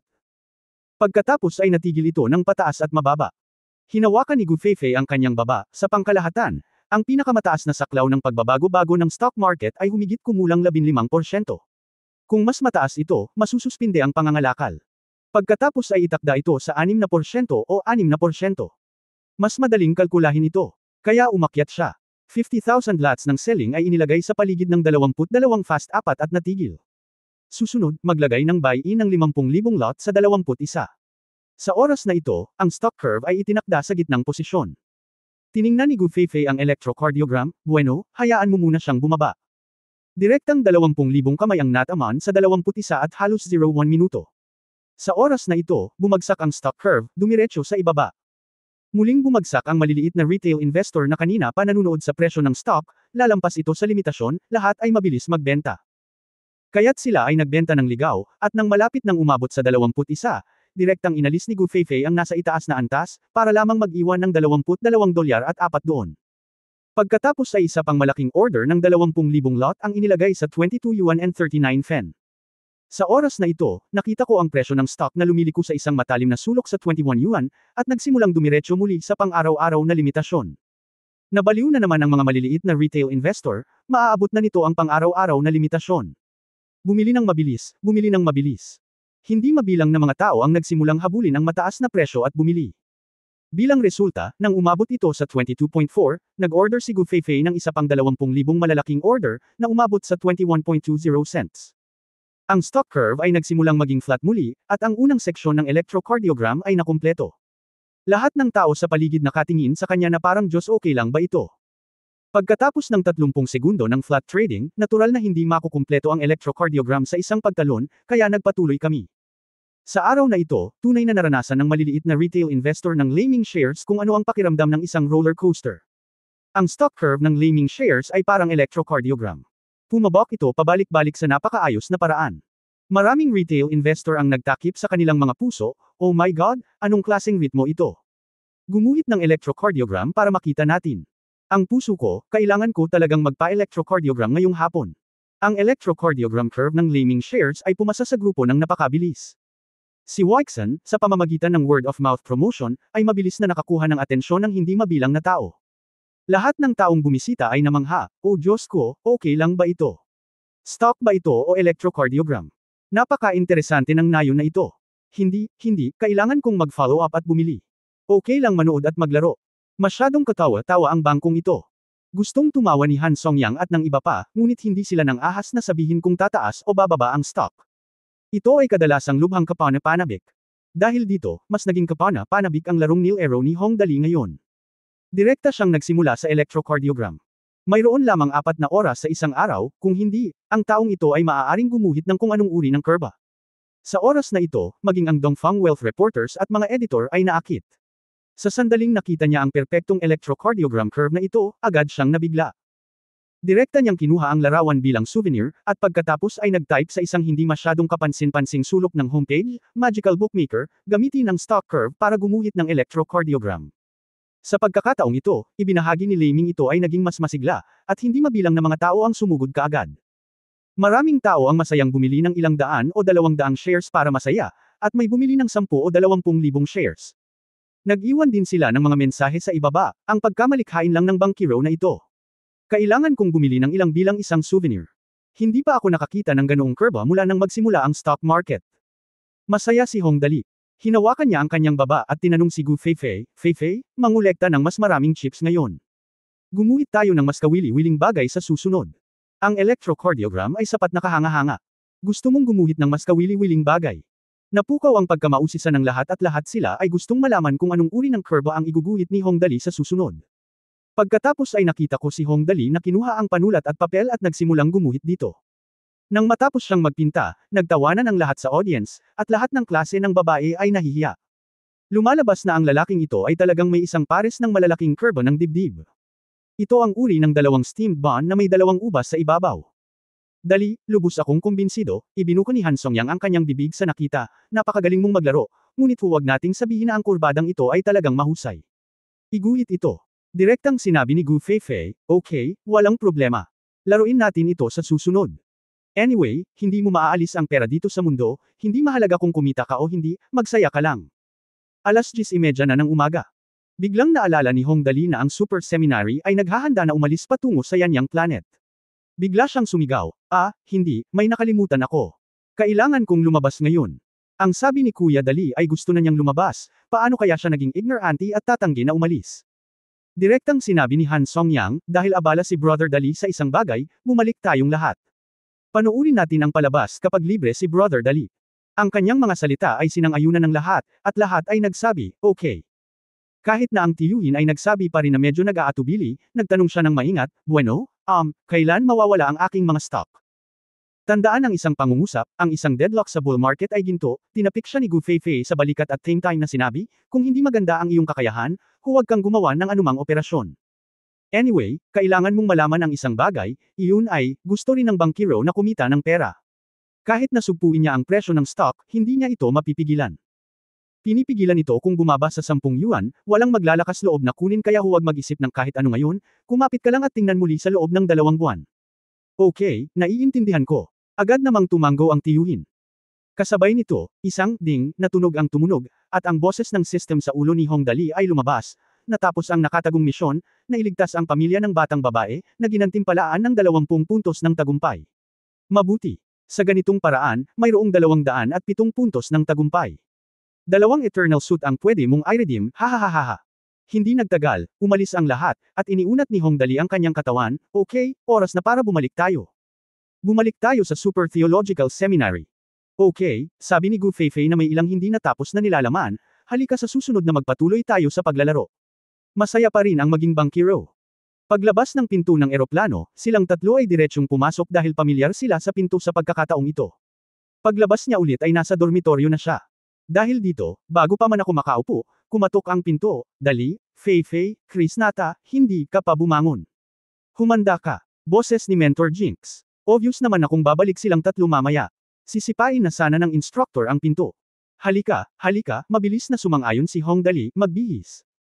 Sa oras na ito, ang boses ni Lola Huayaling ay tumunog, sinabi ko na ang aking maliit na sinta ay dapat na natutulog, haha, maghintay hanggang magbihis ka at hilingin kay Lola na tingnan. Dapat kang maging mas maingat kapag lumabas ka para sa isang pagsubok. Andito na rin si Lola. Ang sarap sa pakiramdam. Mabilis na tinubos ni Hong Dali ang 2 eternal suit, damit at pantalon. Ilagay sa space watch. Tapos nakangiti niyang sinabi, Lola, hintayin mo ako. May sasabihin lang ako sa iyo. Okay, kung may sasabihin ang ating maliit na anak kay Lola, ipinapangako kong tutulungan kita. Sinabi ni Huayaling nang makita kung gaano kasiya siya si Hong Dali, pumayag siya nang hindi man lang nag-iisip. Naturally, ang mga bagay tungkol sa pagtamasa sa Blessed Plane ay hindi maaaring pag-usapan ng basta-basta. Mabilis na nag-impake silang tatlo at lumabas ng dormitoryo na parang walang nangyari. Nang makita ni Hong Dali ang kanyang lola na si Huayaling, humakbang siya at hinawakan ang kamay nito, Lola, halika, may sasabihin ako sa iyo. Pumunta ka doon, walang tao. Dinala ni Huayaling si Hong Dali sa isang bakanting silid, at umupo silang dalawa sa sofa. Nakangiting tanong niya, Dali, anong nangyayari? Sabihin mo sa lola mo. Oy, wala lang, may dala lang akong 2 magandang kagamitan na ibibigay kay Lola. Sabi ni Hong Dali. Ibigay ang natubos na eternal suit na dibdib at mga binti kay Huayaling. Ito ay inaasahan na ni Huayaling na ang Hongdali ay may mas mahusay na kagamitan, ngunit gaano man niya ito iniisip, hindi niya inaasahan na ang kagamitan ni Hongdali ay napakalakas. Eternal Thunder Breastplate, Strength dagdag 350, Agility dagdag 320, Reaction dagdag 300, lahat ng attribute ay tumaas ng karagdagang 5%, Ability Effect Increase dagdag 10%, Ability Resistance dagdag 10%, Ability Penetration dagdag 10%. Groove dagdag 4. Eternal Thunderleg Armor, Strength dagdag 400, Agility dagdag 300, Reaction dagdag 320, lahat ng attribute ay tumaas ng karagdagang 5%, Ability Effect Increase dagdag 15%, Ability Resistance dagdag 15%. Groove dagdag 4. Mga attribute ng 2-piece set, lahat ng attribute dagdag 30%. Ito ay simpleng kagamitan na lumalaban sa langit. Eternal level, kahit na may malawak na kaalaman ni Huayaling, hindi pa siya nakarinig ng eternal level suit. Mahal, saan nanggaling itong kagamitan mo? Si Huayaling ay ganap na natigilan. Ang kagamitang ito ay hindi mas malakas kaysa sa kagamitan sa antas ng artifact. Oy, medyo adventure ito, hindi na nagdetalye si Hongdali at Bang Ulong, bumalik ka at ibigay mo kay Lolo. Anyway, hindi na kailangang mag-alala ni Lolo tungkol sa kagamitan. Okay, ang aming maliit na sinta ay hindi nais na pag-usapan ito. Kung gayon ang Lola ay hindi magtatanong. Ngumiti si Huayaling na parang bulaklak, anyway, basta masaya ang bata, siguradong magiging maganda ang mood ng matanda ko kapag nakita niya ito. Ipapasuot ko sa kanya pagbalik ko mamaya. Sinabi niya at same time na iniligpit ang mga kagamitan, pagkatapos ay hinawakan ang kamay ni Hongdali at mahinang sinabi, Dali, dapat akong mag-ingat sa paglabas para sa isang pagsubok sa oras na ito. 2 bodyguard ang itinalaga sa iyo, ngunit pinaghihinalaan ko na si Bei Shihui mula sa pamilyang Bei ay malamang na kumilos doon. Ang pagdadala sa iyo ng 2 bodyguard ng padalos-dalos ay madaling humantong sa kanya na samantalahin ang pagkakataong ito, kaya hindi ka dapat umalis doon sa tabi ni Gu Fei anumang panganib. Karaniwan, ang Bei Shihui na pumunta dito ay dapat na isang napakalakas na tao, ngunit sinabi talaga ni Lola na walang panganib kung narito si Gu Feifei. Tanong, ano ang nangyayari? Isang magandang Pie in the Sky event, isang cool na mobile phone ang naghihintay para sa iyo. Kabanata 1115 Transformation Soul Stone. P.S. Basahin ang eksklusibong kwento sa likod ng The Reborn God Level Prodigal Son, pakinggan ang iyong higit pang mga mungkahi para sa nobela, sundan ang opisyal na account sa internet, magdagdag ng mga kaibigan sa WeChat, magdagdag ng opisyal na account, ilagay ang Qdred, at sabihin sa akin ng tahimik. Lola, ganoon ba talaga kalakas si Gu Feifei? Tanong ni Hongdali. Gu Feifei, matagal ko na siyang binigyang pansin, nakangiting sabi ni Huayaling, noong oras na iyon, subukan siya ng palihim. Sabihin natin ito, maliban kung ang pinuno ng pamilyang Bei, si Bei Mingshan, ay personal na naroroon, walang ibang si Gu Feifei. Kalaban ni Feifei. Oh, fair na. Alam ko na si Gu Feifei ang panganay na kapatid na babae ng Super Seminary. Alam ni Hongdali na siya ay napakalakas, ngunit hindi niya inaasahan na siya ay magiging napakalakas. Mukhang marami pa ring sikreto ang tinatago ni Gu Feifei. Okay, naiintindihan ko, Lola, huwag kang mag-alala, hindi ako magiging pabaya. Noon pa man ay gustong patayin siya ng pamilya Bei at ng pamilya Zhu, kaya natural na alam ito ni Hongdali. Anyway, hindi siya tatakbo sa isang delikadong lugar mag-isa. Sa tabi niya sina Gu Feifei at Kemengmeng, itinuring itong home court niya at napakakomportable niya. Okay, handa ka nang umalis, hindi na ako magtatagal pa, tinapik ni Huayaling si Hongdali sa balikat, tandaan mong mag-ingat. Kung talagang nasa panganib ka, palakasin ang ingay. Kukuha rin kami ng litrato ng ilang elite para protektahan ka mula sa malayo. Tutulungan kanila kapag may narinig silang ingay. Oo, naiintindihan ko po Lola, pupunta po ako. Muling niyakap ni Hongdali si Huayaling. At pagkatapos ay umalis. Ang munting bastard na ito, tumingin si Huayaling sa likod ni Hongdali, ngumiti at umiling, pagkatapos ay tumayo at lumabas. Nang bumalik siya sa manor ng pamilyang Hong, direktang tumawag si Huayaling ng mga gwardya. Tinanong, bumalik na ba sina Hong Weicheng at Hong Binhao? Bumalik na sila, ginang. Hinihintay kanila sa bulwagan. Magalang na sabi ng guard. Oo, okay. Bahagyang sumang-ayon si Huayaling, at pagkatapos ay naglakad patungo sa meeting hall ng manor. Mabilis na pagpasok sa pinto, may 2 binatilyong nasa edad 30s na naghihintay sa bulwagan.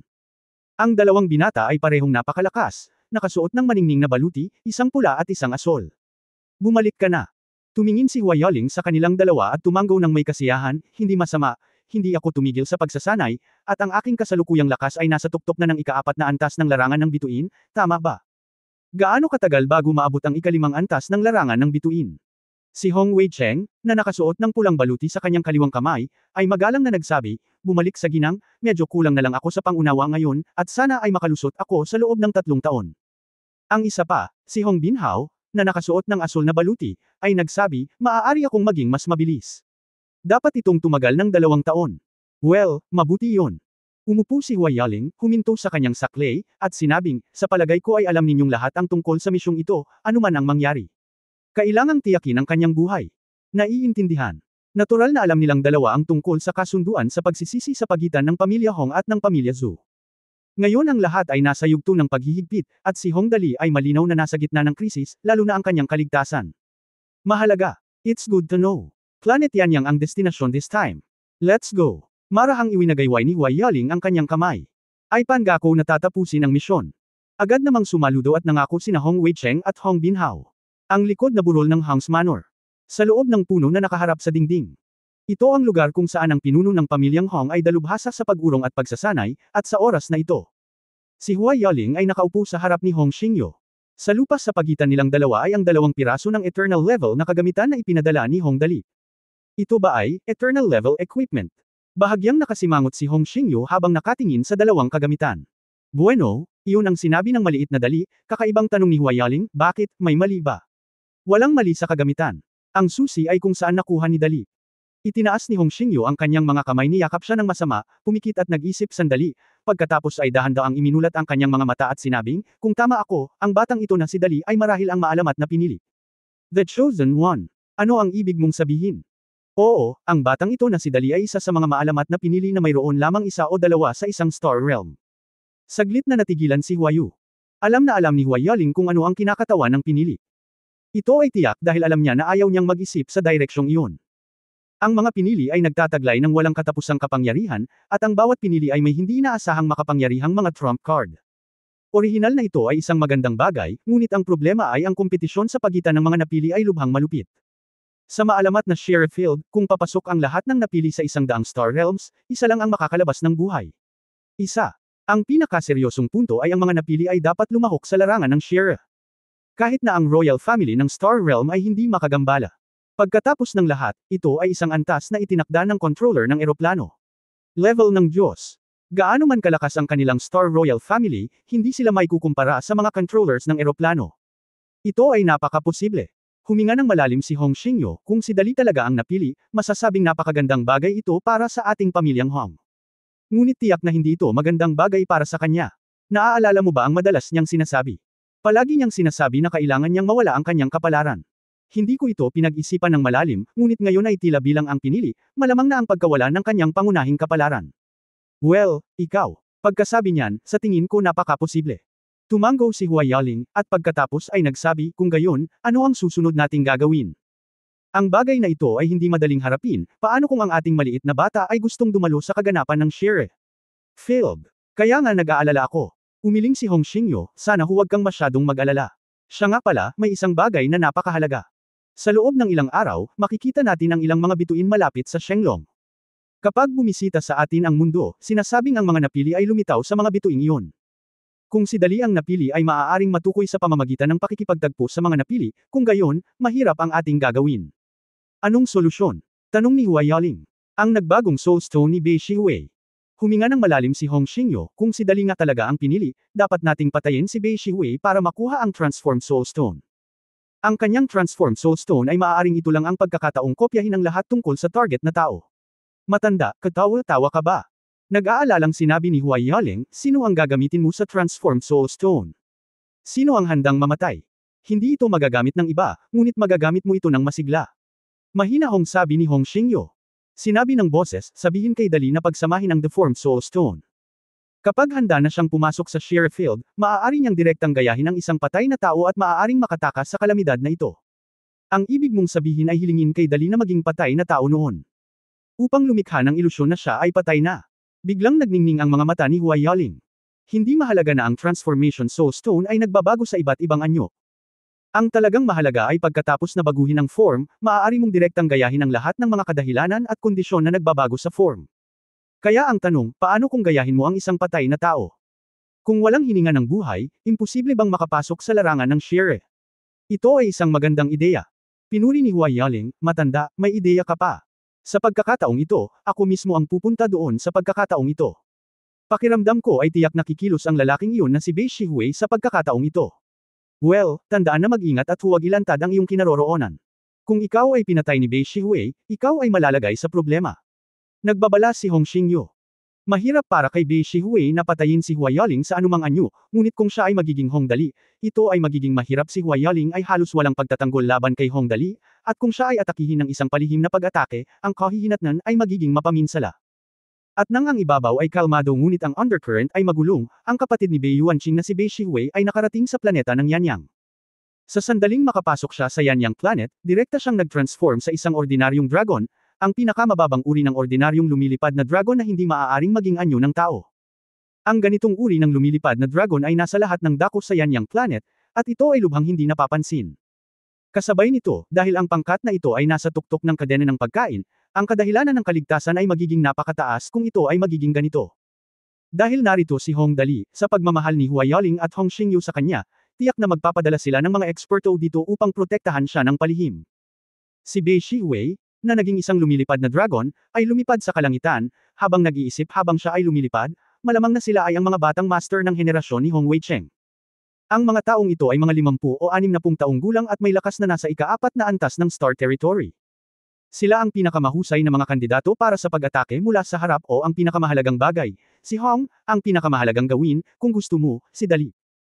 Alisin muna ang mga lihim na especially iyan na ito kung hindi agad mapatay si Hong Dali, mahirap umalis kapag dumating ang kanilang mga reinforcement. Ngayong nagawa na ang plano, nagsimulang magpatrolya si Bei Shihui sa mundo. Suriin ang lugar kung saan maaaring mapunta si Hong Dali. Hindi mahalaga kung nasaan si Hong Dali, ang mahalaga ay kung nasaan si Hong Dali, siguradong hindi malalayo ang mga lihim na nagpoprotekta sa kanya, kaya maginhawa para sa kanya na gawin ito. Ha, nandito na tayo. Pagdating sa lupa ng Yanyang planet, huminga si Hong Weicheng at sinabing, Bin Hao, mag-ingat ka. Naisip ng ginang na baka pumunta rito si Bei Shihui kung darating siya, malamang dito niya tayo iisipin. Kung gusto niyang patayin si Hong Dali, tiyak na isa sa alang-alang niya tayo, kaya tayo ngayon ang unang aatakihin niya. Alam ko, ngumiti si Hong Bin Hao. Kung maglakas loob siyang lumapit, sasabihin ko sa kanya na mamatay. Sa kabilang banda, sa loob ng Super Seminary. Pagkaalis ni Hong Dali at ng iba pa, nagtipon si Bei Yuanqing ng malaking grupo ng mga tao. Dahil wala na si Hong Dali sa akademya, ang pinakamahalagang bagay ay wala rin si Gu Feifei dito. Kung hindi ka kikilos laban sa gang ni Hong Dali sa napakagandang pagkakataon, ano pa ang hinihintay mo? Lahat, makinig sa akin, tumingin si Bei Yuanqing sa mga taong nakapaligid sa kanya at sinabi sa malalim na boses, ito ay isang beses sa buhay na pagkakataon. Wala si Hong Dali ngayon, at pati si Gu Feifei. Ngayon ay kailangan nating patayin ang gang ni Hong Dali. Pagdating ng panahon, ang kanyang mga asawa ay magkakaroon ng magandang oras para sa lahat. Kabanata 11:16, ang pinili, Sora. P.S. Basahin ang eksklusibong kwento sa likod ng The Reborn God Level Prodigal Son, pakinggan ang iyong higit pang mga mungkahi para sa nobela, sundan ang opisyal na account sa internet, magdagdag ng mga kaibigan sa WeChat, magdagdag ng opisyal na account, ilagay ang Qdred, at sabihin sa akin ng tahimik. Upang magtrabaho para sa pamilyang Bei, ang pera ay kailangang-kailangan. Sa pagkakataong ito, idinagdag ang tukso ng mga nakamamanghang dilag tulad ni Tang Moxen at Li Nianwei. Ang mga tao ay nasa sabik at ang lahat ay naghahanda na, naghihintay kay Bei Yuanqing na mamuno sa koponan. Naaalala ito ng lahat, hindi sinasadyang hinawakan ni Bei Yuanqing ang kanyang nakababatang kapatid, walang laman. Iniisip ko lang na mag-squat kapag pumupunta sa toilet para umihi sa mga araw na ito, nakaramdam ng hindi komportable si Bei Yuanqing. Ang pinakakatawa-tawa ay pagkatapos na ipagkalat ito, kailangan mo pa itong panasan ng papel. Damn it, today is such a good opportunity, ang paghihiganting ito ay dapat ipaghiganti. Fair na. Kinagat ni Bei Yuanqing ang kanyang mga ngipin, patayin ang mga babaeng iyon. Sa oras na ito, isang nakababatang kapatid na lalaki sa tabi niya ang nagpaalala sa mahinang boses, Boss, bakit pakiramdam ko ay hindi ka maganda ngayon? Parang may mahinang itim na enerhiya. Ito ay nakasabit sa iyong ulo. Tulog ka na ba? Sinampal siya ni Bei Yuanqing sa mukha, kung maglakas loob kang isumpa ako, umalis ka rito. Hindi ako manggahas. Magsalita. Kaya't ang isang malaking grupo ng mga tao ay naghiyawan at nagtungo sa direksyon ng sangay ng mga dayuhang kamag-anak. Ito ang Super Theological Seminary sa Shenglong Star Realm. Isang binata na mukhang mga 25 o 6 na taong gulang ay tumingin sa pintuan ng Super Theological Seminary at bumulong habang naglalakad sa loob, hindi ko alam kung ano ang nangyayari dito. Iba ang antas ng mga estudyante. Sana ay hindi mo ako masyadong bigan. Aba, puntahan muna natin ang principal para hindi mawala ang etiquette. Siya ay humigit kumulang 1.8 metro ang taas at may maayos na mga kalamnan. Mukhang puno ng malakas na pagsabog. Lalo na ang isang pares ng mga mata na hindi gaanong masasabi sa ibabaw. Ngunit kung titingnan mong mabuti, makikita mo na ang mga mata ng taong ito ay talagang may 3 pupil. Kasabay nito, sa opisina ng punong guro, 3 matanda ang sabay-sabay na sumulpot. Sumimangot ang matanda at sinabing, Fergus, tila isang napakahalagang tao ang dumating sa ating kolehiyo. Ang malakas na aura na ito. Hindi mas mahina kaysa sa mga pinuno ng pamilyang Bay at sa pamilyang Zhu, ngunit mas makapangyarihan kaysa sa pinuno ng pamilyang Hong. Tumingin ang Dean sa direksyon ng hininga, maaari bang mas maaga ang napili? Posible. Nagkatinginan ang 3 matanda at sabay na tumanggo, at mukhang mas makapangyarihan ang napiling ito kaysa sa nakita natin dati. Ito ay isang pagpapala, hindi isang sumpa, ngunit ito ay isang sumpa na hindi maiiwasan. Umupo siya ng mariin at sinabing, manatiling walang pagbabago upang makayanan ang lahat ng mga pagbabago, tingnan natin kung ano ang kanyang layunin. Malayang naglakad ang binata sa super seminary. Habang nakatalikod ay pinagmamasdan niya ang lakas ng mga estudyante sa academy. Kaya lang, maraming mga antas ng Starfield, ngunit karamihan sa kanila ay unang antas, na nakakasawa. Umiling ang binata, sa ganoong lakas, hindi ko man lang iniisip na kumilos. Wala bang mas malakas dito? Ang resulta habang siya ay naglalakad, bigla niyang nakita ang isang malaking grupo ng mga tao sa kanyang harapan, naglalakad patungo sa kanya sa isang makapangyarihang paraan. Kumunot ang noo ng binata. Tumigil ka. Tumayo sa lugar. Huwag kang hamarang sa lola niya, umalis ka dito. Si Bei Yuanqing ay nasa kanyang pinakamalakas sa oras na ito. Nang makitang may naglakas loob na hamarang sa kanyang daraanan, wala siyang masabi na maganda, kaya pinangunahan niya ang karamihan at sumugod sa binata. Paano kung ayaw ko? Marahan nang umuso ang binata, walang balak magbigay daan. Kung hindi ka sumuko, mamamatay ka. Hindi mapansin ni Bei Yuanqing ang kakaibang binata, at itinaas niya ang kanyang kamao at sinaktan ang binata. Boom, may sumabog na hangin, at nagkaharap ang 2 kamao. Ang binata ay hindi gumagalaw, ngunit si Bei Yuanqing ay umatras ng 6 na hakbang at umatras sa karamihan. Masyadong mahina.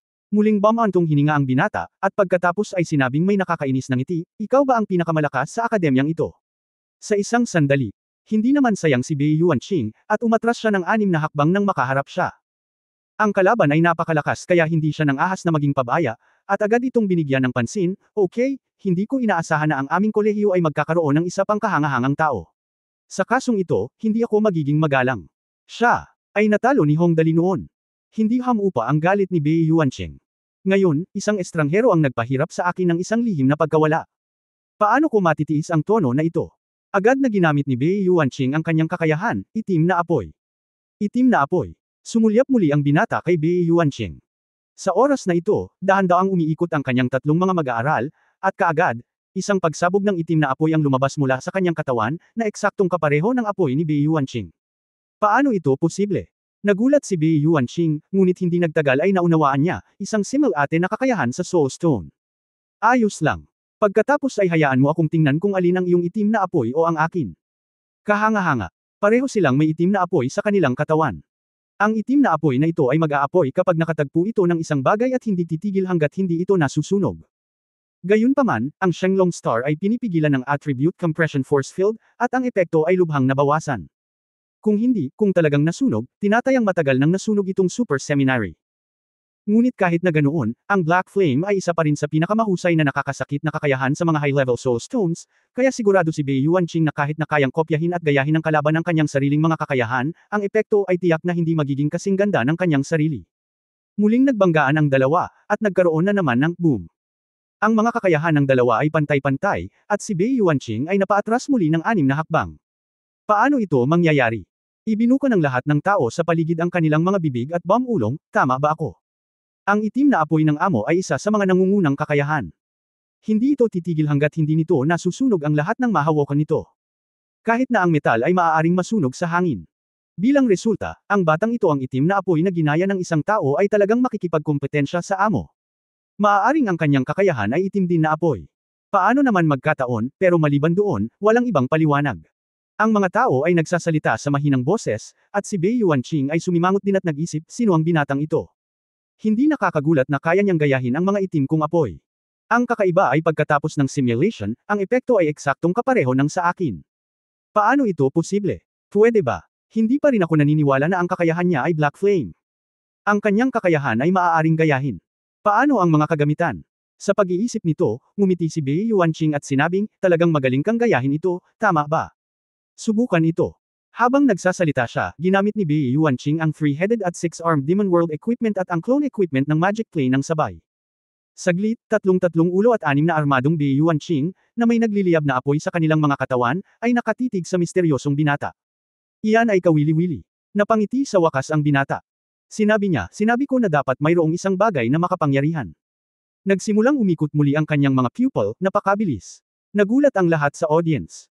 Ang binatang ito ay talagang naging isang lalaking may 3 ulo at 6 na braso, at tulad ni Bei Yuanqing, mayroon din siyang 3 clone. Ito, ano ba? Ibinuka ng lahat ang kanilang mga bibig, maaari pa niyang gayahin ito. Hindi lang 3 ulo at 6 na braso ang kaya niyang gayahin, ngunit maaari rin niyang gayahin ang isang clone. Iyan ang epekto ng kagamitan ng boss. Ikaw itong nagpapanggap, halika ka ulit. Natigilan si Bei Yuanqing. Hindi siya naniniwala sa kasamaan. Hinampos ng 3 Bei Yuanqing ang binata, at ang 3 figure at 18 braso ay tumama sa kanya. Ang binata ay katulad din ni Bei Yuanqing. 6 na figure ang masayang naglalaban sa plaza ng campus. Natakot ang lahat ng halos mamatay. Kakaiba talaga tung binatang ta. Hindi lamang maaaring kopyahin ang mga kakayahan, ngunit maaari ring kopyahin ang mga epekto ng kagamitan.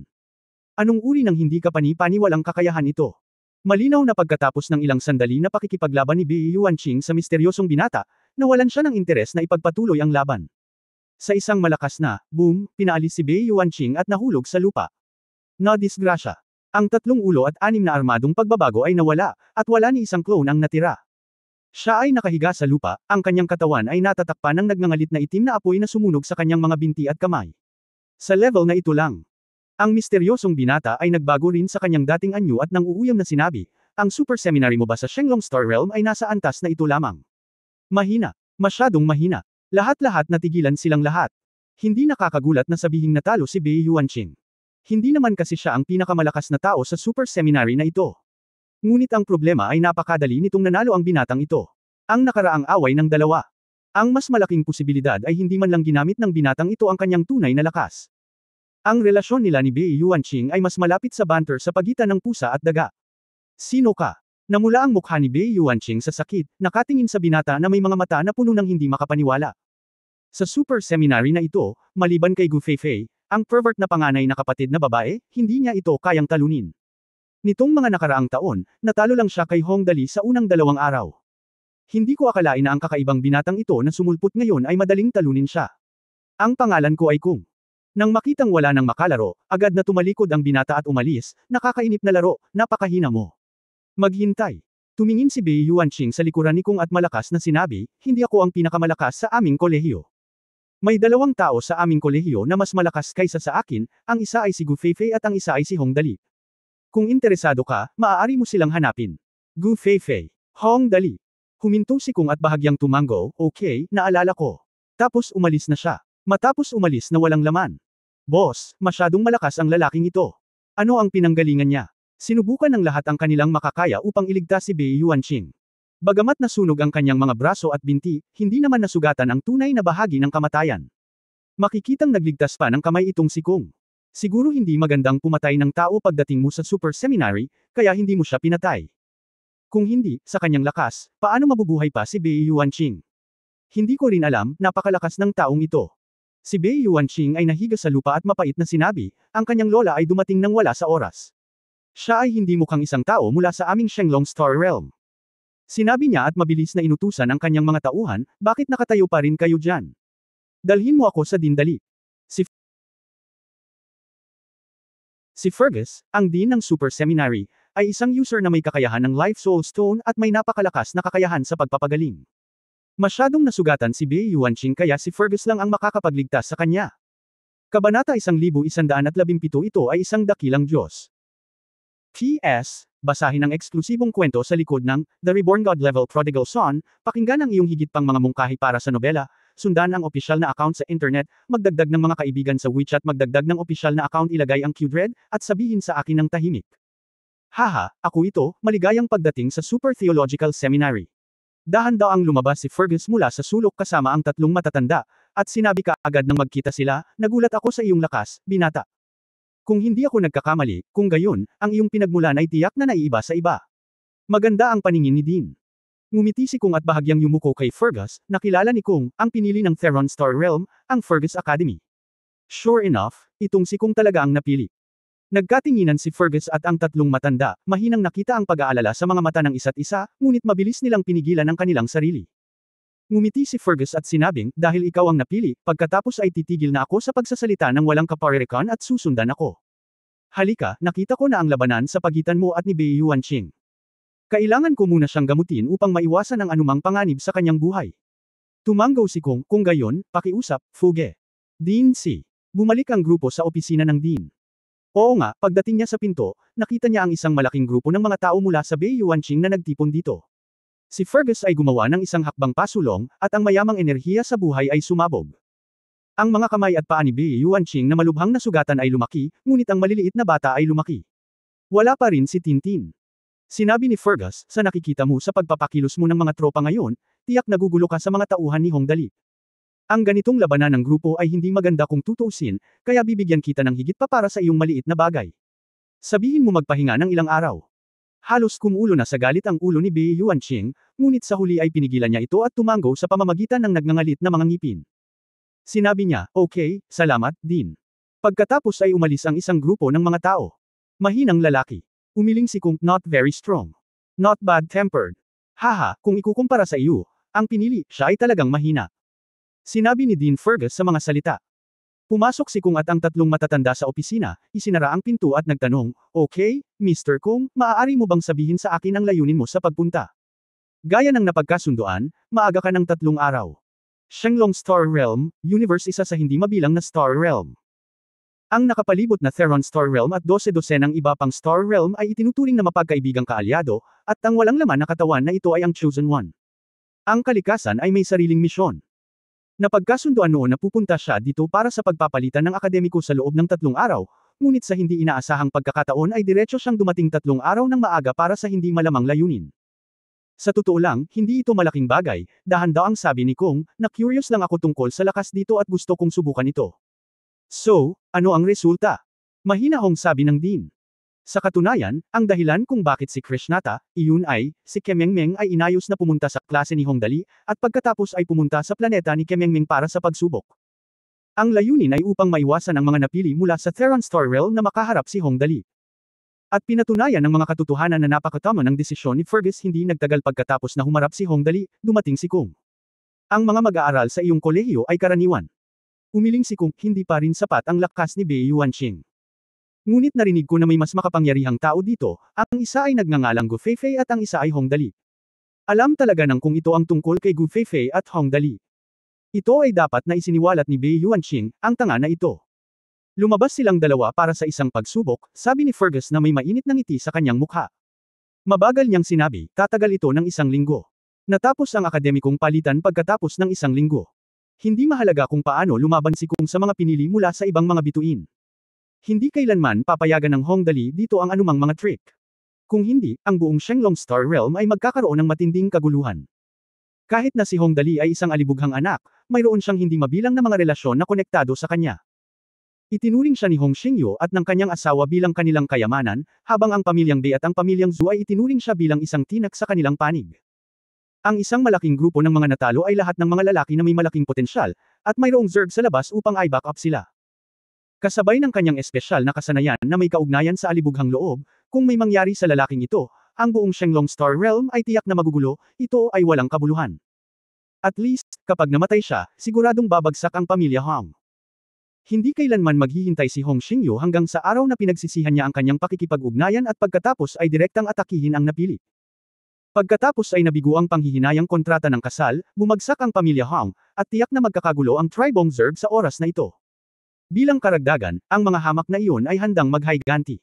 Tinataya na ang maharlikang pamilya ng Shenglong ay hindi na mabubuhay ng payapa. Pupunta sa pagsubok. Kumunot ang noo ni Kung at nag-isip sandali, pagkatapos ay nagtanong, saan ka pumunta sa paglilitis? Huminto sandali si Fergus. Gusto niyang itago noon, ngunit mabilis siyang bumalik sa kanyang katinoan. Halika, ngumiti at sabihin, isang asteroid, na kabilang sa pamayanan ng angka ng Yanlong, ang planeta ng Yanyang. Kung itatago mo ito, nangangahulugan ito na walang pilak sa lugar na ito. Kung tapat kong sasabihin, mas mapagbigay ako ngayon. Maaaring hindi ganoon kainteresado itong Chosen One na nagngangalang kung kahit man lang bilang Chosen One, hindi ako makakaramdam ng sobrang pressure kapag kaharap ang ibang ordinaryong tao. Kung mas magaan at hindi gaanong seryoso ang sinasabi mo, hindi siya magiging interesado. Ayan na. Oo nga, nag-isip sandali si Kung at sa wakas ay nawala ng ideya na pumunta sa Yanyang Planet upang hanapin sina Hongdali at Gu Feifei, simula nang pumunta sila sa paglilitis, hindi na ako pupunta. Medyo malayo ang paglalakbay at hindi na kailangan. Sayang ang oras sa kanila. Sa totoo lang, hindi nakakagulat na hindi interesado si Sora. Kahit na gusto ni Bei Yuanqing na ilihis ang gulo, siya ay masyadong mahina. Lumikha ito ng ilusyon na napakahina ni Bei Yuanqing.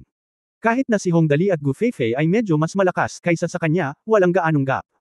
Hindi mahalaga kung titingnan nila ito o hindi. Haha, kung ganoon, hayaan mo akong maghanda ng lugar na matutuluyan ni Mr. Kong. Mabilis na hamampe si Fergus habang mainit ang plancha at iniwan muna si Kong dito. Kung ano ang gusto niyang gawin, basta wag lang masyado, saka pumikit ka lang at pumikit. Kung ganoon, oras na para magtrabaho. Agad namang tumanggo si Kong bilang pagsang-ayon. Matapos paalisan si Kong, agad na ipinaalam ni Fergus sa mga pangunahing pamilya sa Tianyuan City. Sa kasalukuyan, si Kong, ang malakas na tao sa Theron Star Realm, ay nanirahan na sa Super Seminary. Kung ang mga anak ng malalaking pamilya ay walang espesyal na gagawin, pinakamabuting pigilan ang iyong sarili at huwag lumabas para manggulo, para hindi masaktan si Kong. Kung may mangyari, ikaw ang mananagot sa mga kahihinatnan. Hindi pinangalanan ni Fergus ang pagkakakilanlan ni Kong. Ngunit binigyan ng gayong paalala bilang dekano ng Super Theological Seminary, sino ang hindi maglalakas loob na seryosohin ito. Bilang resulta, ang lahat sa Tianyuan City ay agad na naging low-key. Para hindi sinasadyang masaktan ang lalaking nagngangalang Kong. Sa kabilang banda, ang ating munting alibughang si Hongdali ay sumakay ng isang high-speed interstellar spaceship at nakarating sa planetang tahanan ni Kemengmeng, ang planetang Yanyang. Wow, ito ang iyong bayan. Tumingin si Hongdali sa mga lumilipad na dragon sa langit at sa iba't ibang higanteng dragon na naglalakad sa lupa, at halos lumuwa ang kanyang bibig, ang cute ng dragon. Ha. Gusto ko dito. Ito ay isang magandang lugar. Mabuhay ang magandang kalikasan. Mabuhay ang Dragon Planet. Ang ganda ng bayan ko, di ba?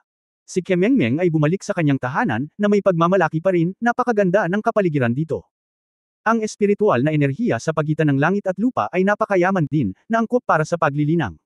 Kung hindi ako magkakaroon nito. Pagkakataon ko na para makapasok sa Super Seminary. Hindi gaanong ipinagmamalaki ni Kemengmeng. Sa katunayan, sila ay sinasabing mula sa angkan ng Yanlong, ngunit hindi ito lubos na iniisip ng mga tao. Marami pa ring mga bulkan sa planetang ito, at kadalasan ay ang mga pamayanan ng Yanlong. Ang buong planeta ng Yanyang ay may diameter na 180,000 kilometro, at karamihan sa mga ito ay sakop ng mga karagatan. Ang lupain ay natatakpan ng berdeng damo, makakapal na kagubatan, at mga ilog na nakakalat sa buong damuhan na parang isang malaking lambat. Sa planetang ito, ang mga hayop ay umunlad ng napakalakas, at ang mga dragon ang mga tagapamahala dito, na nagpapanatili ng balanse ng buong mundo. Ito ay talagang isang magandang kapaligiran. Tumingin si Gu Feifei sa paligid. Ang lugar kung saan dumaong ang spacecraft ay isang prairie, at lahat ng uri ng kakaibang hayop ay masayang kumakain para sa kanila. Maliban sa higanteng dragon na nakatayo sa tuktok ng food chain. Ang iba ay karaniwang medyo ligtas na mga species. Bagamat ang ilang maliliit na carnivore ay magdudulot din ng banta sa kanila, sa pangkalahatan. Iyon ang natural na food chain at hindi kailangang isaalang-alang. Okay, classmates. Pumalakpak si Instructor Jinx at sinabing, ayon sa mga coordinate, ang settlement ng Yanlong Clan ay humigit kumulang 10 kilometro ang layo mula dito. Maglalakad kami roon sa mga 10 kilometrong ito bilang isang paraan upang ipahayag ang aming pasasalamat sa angkan ng Yanlong. Ang Dragon Clan ay isang napaka-proud na lahi. Kung ang isang sasakyang pangkalawakan ay maglakas loob na dumaong sa ibabaw nila, madali nilang pipiliin na direktang umatake, at pagkatapos ay mangyayari ang trahedya. Walang attribute compression field dito, at hindi biro ang pag-atake ni Yanlong. Okay. Tumango ang mga estudyante. Ang paglalakad ng 10 kilometro ay isang piraso ng cake para sa mga mag-aaral na ito mula sa Departamento ng Pisikal na Pagsasanay, kaya lahat ay nagsimulang umalis habang nagbibiruan.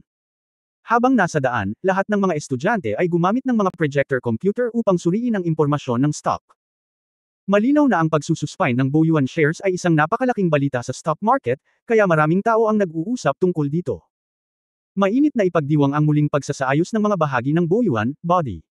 Sa wakas ay wala na ako sa bitag. Ang muling pagsasaayos ng mga bahagi ng Boyuan ay sinasabing sinusuportahan ng pamilyang Hong. Sa palagay ko magkakaroon ng hindi bababa sa 10 one-word board pagkatapos ng pagpapatuloy ng pangangalakal. Hindi lang 10, hindi kinakailangang 15. Maasahan ko ang tungkol sa 50 yuan bawat bahagi. Ang ganitong mga komento ay nasa lahat ng dako. Nais ding malaman ng mga kaklase ni Hong Dali kung mayroong impormasyon sa loob, at lahat sila ay nagtipon sa paligid ng Hong Dali. Kuya Dali, ano ang mayroon ka? Tulungan kitang makuha ito, sabihin lang sa amin kung paano ang magiging pag-unlad ng Boyuan shares sa hinaharap. Oo, si Brother Dali ang Diyos ng kayamanan. Dito nakasalalay ang lahat ng aking baon. Kapag nagpatuloy ang pangangalakal, magkakaroon ako ng 7 o 8 sa kabuuan. Isang-isa. Gitling. Wordboard. Doble pa yan. Lalo na ang mentor na si Jinx. Nako, ang stock na ito ay dapat na napaka-promising, nakangiting sabi ni Hong Dali. Anyway, hindi ako makakakuha ng mas kaunting pera sa kabuuan. Kumapit ka lang, long term is gold, long term. With such a powerful guy like Hong Dali here, the crowd is excited. He is a great man.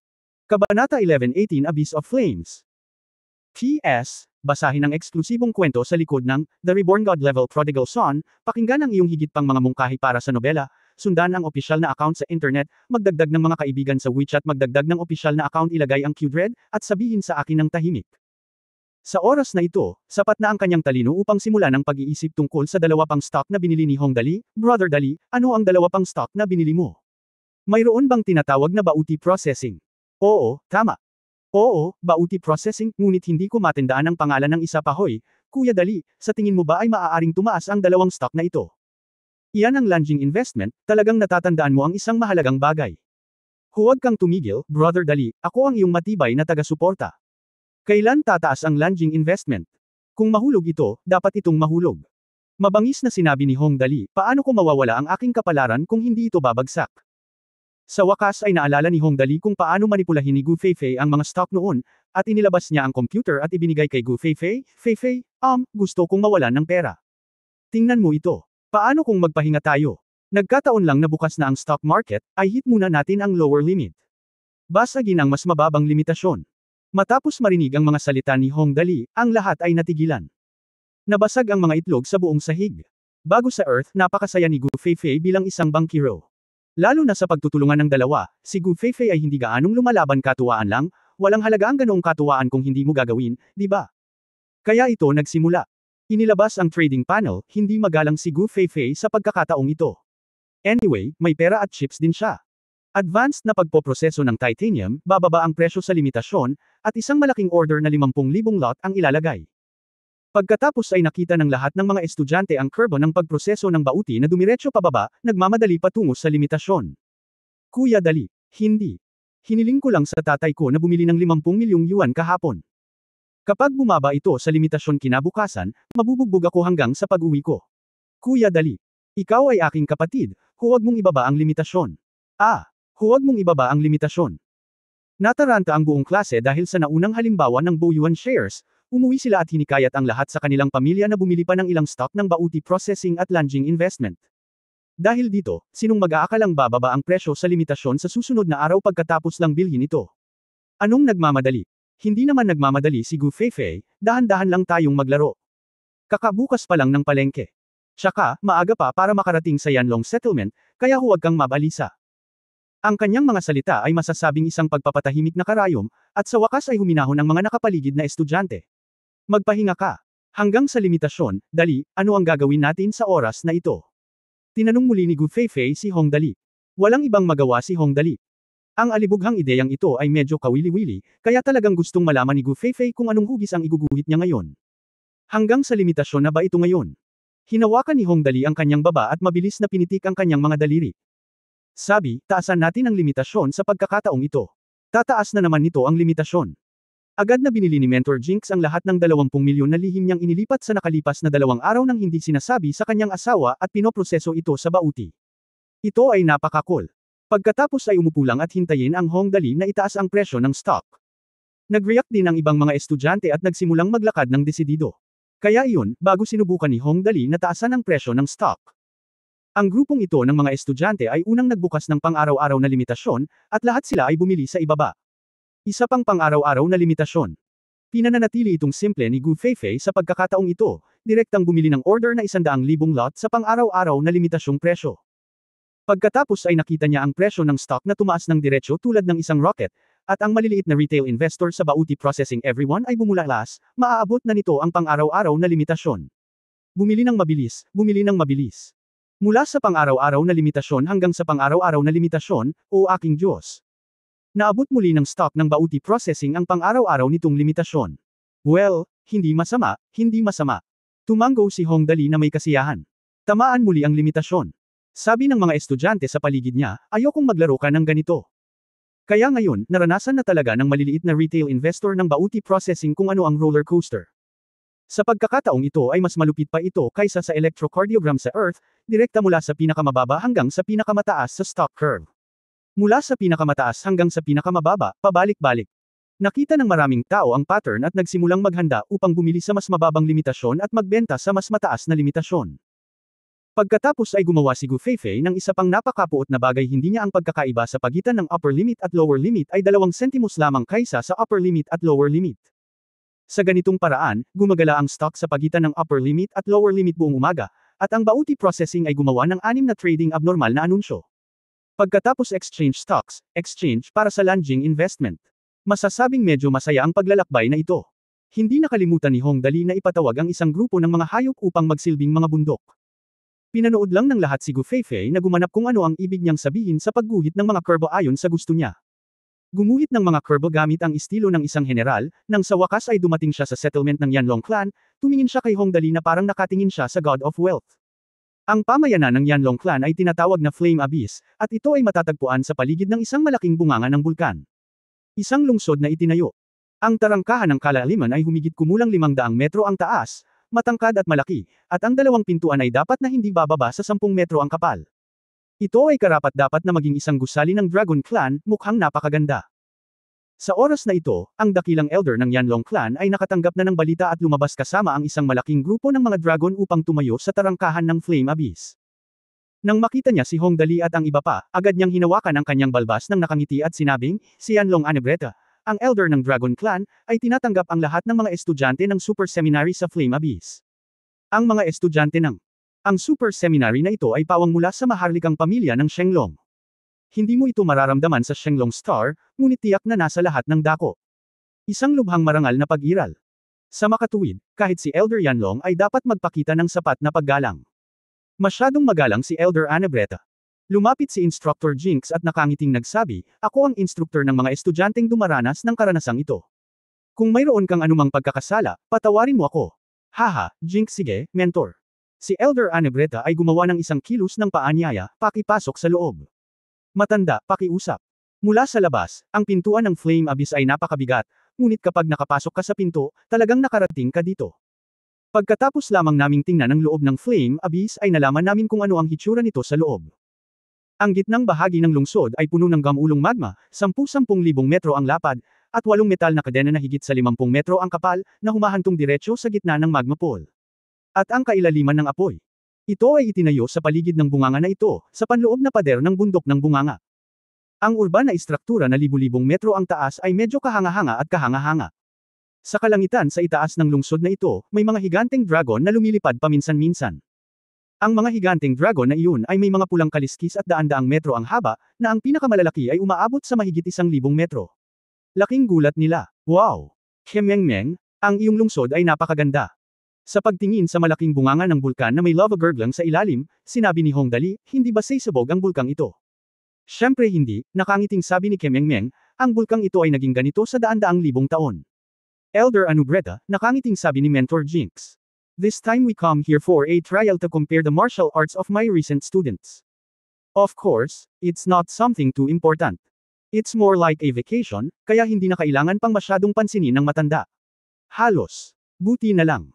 Maraming malalakas na tao sa angkan ng Yanlong. Ang ibig sabihin ni Jinx dito ay magpadala ka ng mga taong katulad nito, at huwag mong atakihin ang mga masyadong mabangis, kung hindi, bugbugin sila ng napakalakas na hindi nila maitaas ang kanilang mga ulo. Naunawaan kaagad ng elder at nakangiting tumango, okay, naiintindihan ko. Ang Yanlong Clan ay isang napaka-offensive clan sa mga Dragon Clan. Ipinanganak sila na may napakalakas na pisikal na katangian. Ang bawat dragon ay halos katumbas ng lakas ng hari ng Zerg. Lalo na dahil ang pangalan ay Flame Dragon, ang Dragon Clan na ito ay ipinanganak upang kontrolin ang apoy. Ang kakayahang kontrolin ang apoy ay tiyak na pinakamalakas sa mga pangunahing angkan ng dragon. At dito sa Flame Abyss, halos lahat ng dragon ay nagbagong anyo, pumila para salubungin ang mga young masters mula sa royal family ng Shenglong Star Realm. Nakakahiya, ang daming higanteng dragon. Siyempre, hindi mahalaga. Pagkatapos ng lahat, bagamat malakas ang Dragon Clan, kailangan pa rin nilang panatilihin ang kanilang etiquette sa harap ng royal family na maaaring magpadala ng Starfield level mothership sa bawat pagkakataon. Okay, mga kapwa mag-aaral ng royal family, nakangiting sabi ng dakilang Elder Anabreta, ito ang lungsod ng aming angkan ng Yanlong. Kara-rating mo lang dito ngayon, at naniniwala ako na gusto mong bisitahin ang iba't ibang lugar na mayroon tayo dito. Building, kaya isasama kita sandali, at pagkatapos ay maaari kang pumili ng iyong paboritong lugar upang magpahinga. Bukas, aayusin ko ang ilang kabataan mula sa aming angkan upang makipagkompetensya sa iyo. Napakaraming miyembro ng royal family ang nandito. Oo, isang pagbisita ay sigurado. Nakangiting tumango si Jinx at sinabing, sa kasong ito, nariyan si Elder Lau. Kaya, ang matanda ang unang nanguna sa lahat na dumalaw. Mayroon ding iba't ibang high-tech na instrumento sa Flame Dragon City Flame Abyss. Sumakay ang lahat sa eroplano at lumipad patungo sa gitna ng kalaliman.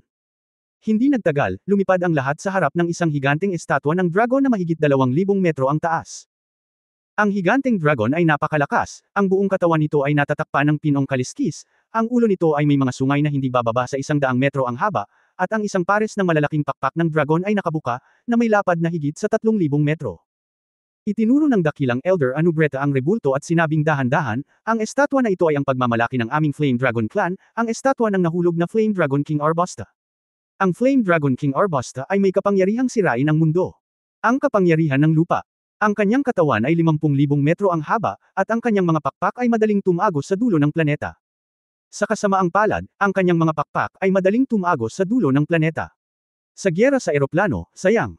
Tungkol sa sitwasyon ng Dragon Clan sa hindi maiiwasang digmaan, narinig ni Hong Dali mula kay Mr. Dicky, ang Colorful Dragon King. Noong panahong iyon, kinukwento ito ni Dicky, na palaging parang ilusyon. Ngunit ngayong nakita ko na ang estatwa ni Arbosta, ang Flame Dragon King, at naiisip ko ang hindi maiiwasang digmaan na nagdulot ng mabibigat na casualty sa Dragon Clan, ito ay lubos na nakakagulat. Ang napakalakas na Flame Dragon King ay bumagsak, kaya't maiisip ng isa ang katakutan ng digmaan sa eroplano. Kabanata 1119 na Demon King. P.S. Basahin ang eksklusibong kwento sa likod ng The Reborn God Level Prodigal Son, pakinggan ang iyong higit pang mga mungkahi para sa nobela, sundan ang opisyal na account sa internet, magdagdag ng mga kaibigan sa WeChat, magdagdag ng opisyal na account, ilagay ang Q-Dread, at sabihin sa akin ng tahimik. Great Elder, sa oras na ito, nagtanong ang isang estudyante sa ibaba, anong lahi ang pinatay ng Flame Dragon King Arbosta? Ganoon ba kalakas ang lahi na iyon? Kahit na ang Flame Dragon King ay kayang patayin siya. Eye drop. Ito ay isang tanong na talagang gustong malaman ng lahat. Dapat mong malaman na ang lakas ng isang Dragon King tulad ng Arbosta ay tiyak na ang Star Realm level sa itaas ng Star Realm level, na siyang pinakamataas na pag-iral sa kilalang universo. Kahit siya ay papatayin. Ang kalaban ay napakalakas na ito ay hindi maisip. Siya ay pinatay ng demonyong hari ng angkan ng demonyo. Ang dakilang elder ay mahinang bumantong hininga, pagkatapos ay huminto, at pagkatapos ay nagsabi, sa katunayan, hindi siya pinatay, ngunit namatay ng magkasama. Ang hari ng demonyo ang katawan ay higit sa 10,000 metro ang taas, nababalot ng itim na itim, at napakalakas. Nakipaglaban siya kay Lord Arbosta sa loob ng higit sa 3 buwan. Sa huli, ang magkabilang panig ay napagod ng sabay. At pareho silang napagod. Sa oras na ito, sa wakas ay alam na ng lahat kung nasaan siya. Sa pagharap sa bahagi ng katotohanan tungkol sa digmaan, pareho nilang naramdaman ang pagkabigla sa puso ng isa't isa habang nakatingin sa isa't isa. Ang Dragon Clan ay isang mapagmataas na lahi, at hindi sila kailanman nag-abala na magsinungaling.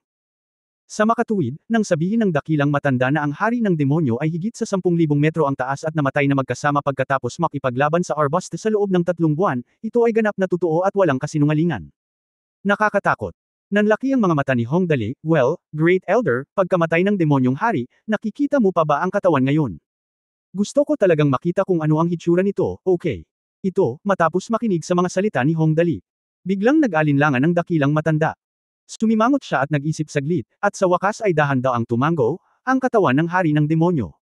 Sa katunayan, napigilan ito sa pinakamalalim na bahagi ng ating nag-aalab na kailaliman, iyon ay, sa magma pool na ito. Tingnan ang paligid ng magma pool. Ang mga 8 pinakamalaking kadena ba ang ginagamit upang itali ang ulo ng Demon King? O Diyos ko, noong una akong dumating dito ay tiningnan ko ang 8 malalaking kadena na nakaunat sa magma pool. Para saan ito? Isa pala itong cave ng bakal na pumipigil sa ulo ng demonyong hari. Ang ulo ng Demon King ay pinigilan sa magma pool. Nagulat ang lahat. Nagtanong si Hong Dali, ang temperatura sa magma pool ay dapat na 10,000 degrees, tama ba? Pagkatapos ang ulo ng Demon King ay naging lumilipad na ash. Iyon ay isang magma pool na may temperatura na 10,000 degrees. Anong uri ng katawan ang maaaring ilagay doon? Kailangan pa ba ng suppression? Haha, higit pa sa pagiging fly ash. Sumama ka sa akin. Direktang dinala ng dakilang elder ang lahat sa magma pool. Sa totoo lang, walang masama kung ipakita sa iyo ang ulo ng demonyong hari, ngunit dapat mong tandaan. Sandali lang. Kapag nakita mo ito, kung sa tingin mo ay may mali, dapat mong ipikit agad ang iyong mga mata at tumalikod sa ulo ng hari ng demonyo, kung hindi, ang malaking presyon ay mabigla sa iyo upang maging mga tulala. Well, may isa pang punto, ngunit hindi mo na kaya. Na hindi natin mapipigilan ang ulo ng Demon King. Ang unang punto ay naiintindihan. Ang hari ng demonyo. Malaki siguro ang aura niya. Kahit na isang ulo na lang ang natitira, hindi makatiis ang karamihan. Ngunit ano ang ibig sabihin ng pangalawang punto? Habang nagsasalita siya, pinangunahan ng Great Elder ang lahat na lumipad sa gilid ng magma pool sa gitna ng Flame Abyss. Ang magma sa magma pool ay pula at bula paminsan-minsan. 8 malalaking kadena na bakal ang direktang nakaunat sa gitna ng pool. Malapit na. Nagutos ang dakilang matanda. Kaagad, 8 Dragon Guard ang nag-transform sa mga higanteng dragon form at hinawakan ang chain na gawa sa hindi kilalang metal. Sabay-sabay na lumipad pataas. Dumagundong. Bahagyang nanginig ang buong lupa, dahan-daang umangat ang kadena, at pagkatapos, una, isang pares ng malalaking itim na sungay ang bumangon mula sa magma pool. Ang pares ng mga higanteng sungay ay higit sa 300 metro ang haba, at ang kanilang mga dulo ay nakaturo patungo sa langit, na parabang tatagos sila sa langit. Pagkatapos, isang malaking ulo na may diameter na higit sa 800 metro ang hinayla palabas ng magma pool. Nang makita ni Hong Dali at ng iba pa ang ulo ng malaking demonyong hari, lahat sila ay napabuntong hininga. Gulat na gulat ang ilan sa mga mahiyain kaya hindi na sila naglakas loob na tumingin pa at mabilis na tumalikod. Lumalabas na ang ulo ng demonyong hari ay hindi lamang katulad ng kalansay na inaakala ng lahat, ngunit mayroon ding laman at dugo. Kitang-kita ang buong ulo. Ang mas nakakatakot ay ang kanyang mga mata ay nakabukas pa rin at siya ay tinitigan niya si Hong Dali at ang iba pa ng may punanibik na mga mata. Ang Demon King, ang pinakamalakas na antas ng Demon Clan, kahit ulo na lang ang natitira sa kanya, ang gayong titig ay talagang hindi isang bagay na kayang tiisin ng mga ordinaryong tao. At ang pinaka-nakakatakot ay na ngayon ay naiintindihan na ng lahat kung bakit sinabi ng dakilang elder na huwag manood ng masyadong mahaba. Dahil ang ulo ng demonyong hari ay nagsimulang lumaki ng paunti-unti pagkatapos umalis sa magma pool. Oh, teka, ang katawan ng hari ng demonyong ito ay maaaring magpatuloy sa paglaki pagkatapos ng lahat ay ganito. Hindi ba ito masyadong nakakatakot? Nakita na ng lahat, tama ba? Mabagal na sinabi ng dakilang elder Anabreta, ang katawan ng hari ng demonyong ito ay mapipigilan lamang sa pamamagitan ng pagsupil sa malalim sa magma pool. Kaya sa tuwing bibisita ka, hindi ka dapat masyadong mahaba ang ether para maiwasan ang mga aksidente. Okay lang na manood na lang ang lahat pero sa hindi inaasahan, nang maingat na pinagmamasdan ng lahat ang ulo ng demonyong hari, biglang bumuka ang ulo ng demonyong hari at tumawa. Ham, ha ha ha. Sa pagtawa na ito, ang buong Flame Abyss ay nanginig, ang magma ay patuloy na umuusok, ang alingawngaw ay dumagundong, at ang mga malalaking bato sa nakapalibot na mga bundok ay gumuho at gumulong pababa. Hindi mabilang na mga tao ang lahat ay namutla at tinakpan ng mahigpit ang kanilang mga ulo ng kanilang mga kamay. Ang demonyong hari ay umungal ng malakas, ako ay nakakulong sa loob ng 10,000 taon at umalis sa aking bayan. Ngayon, sa wakas ay nakapasok ka na sa aking teritoryo. Humihingi ka ng kamatayan. Humihingi ka ng kamatayan. Gaano kalakas ang hari ng demonyo? Iyon ang nangungunang powerhouse ng lahi ng demonyo na makakalaban sa Flame Dragon King Arbust sa loob ng 3 buwan. Ang biglang pagsabog ng tawa, na naglalaman ng walang katapusang kapangyarihan, ay agad na nagulat sa lahat sa buong Flame Abyss. Nakaraan. Ang dakilang elder Anubreta ay nahimatay, ang mentor na si Jinx ay nahimatay, at maging ang napakahiwagang si Gu Feifei ay nahimatay. Sa oras na ito, ang tanging tao sa field na hindi apektado. Si Hong Dali iyon. Tungkol naman sa 8 dragon na may hawak ng mga tanikala, halatang kontrolado sila ng demonyong hari. Sa kasong ito, huminto pa rin ito sa hangin, hindi gumagalaw. Ikaw ay naghahanap ng kamatayan, ang iyong kapatid na babae. Itinuro ni Hong Dali ang Demon King at nagmura, maniwala ka man o hindi, papatumbahin kita sa 1 minuto. Hahaha. Naghintay ako sa wakas. Hindi pinansin ng pinuno ng demonyong hari si Hong Dali, at tumawa lamang, at pagkatapos ay sinabi sa malalim na boses, sa wakas ay naghintay ako, binata, tinawag mo ano ang iyong pangalan. Malinaw na ang demonyong haring ito ay naghihintay sa magma pool ng Flame Abyss sa loob ng hindi mabilang na taon, naghihintay lamang sa pagdating ni Hong Dali. Kaya, ang kanyang layunin. Ano na naman? Ang pangalan ko ay Hong Dali, kinukat ni Hong Dali ang kanyang mga labi at tumingin sa demonyong hari nang may pagtataka, na knockout mo ang lahat para lang makausap ako. Ho, ngumiti ang hari ng demonyo, at pagkatapos ay talagang kinokontrol ang kalangitan. Ang higanteng dragon ay umaalon-alon at tumango, tama. 10,000 taon na akong pinigilan dito, at ngayon lang ako pinatumba silang lahat para lang makausap ka. Napaka-misteryoso at kakaiba. Kung pag-uusapan, nakita pa ni Hongdali ang Golden Emperor Gu. Ang makita ang ulo ng gayong demonyong hari ay katanggap-tanggap pa rin, kaya hindi siya masyadong nakaramdam ng takot. Na-curious lang siya kung ganoon. Bakit ako ang pinili mo? Alisin mo. Napakatalino mo. Ang demonyong hari ay tumawa, oo, ako ay napigilan dito. Ang layunin ng pagkilos na ito ay upang mabawasan ang kanilang pagbabantay hanggang sa lumitaw ang tamang tao. At sa wakas ay narito ka. Kung tama ang nabasa ko, ikaw ang pinili, tama ba ako? Alam ba ng lalaking ito ang tungkol sa pinili? Ngunit hindi tama iyon, hindi ba ihahayag ng ating sistema ang ating pagkakakilanlan? Kaya paano nalaman ng lalaking ito? Kung gayon, hindi ito itinanggi ni Hongdali, kung gayon, ano ang susunod mong gagawin? Kunin ang katawan at ipanganak na muli. O pumunta dito at maging aking portable lolo. Well, pagdating ko, itong dalawa lang. Pumili.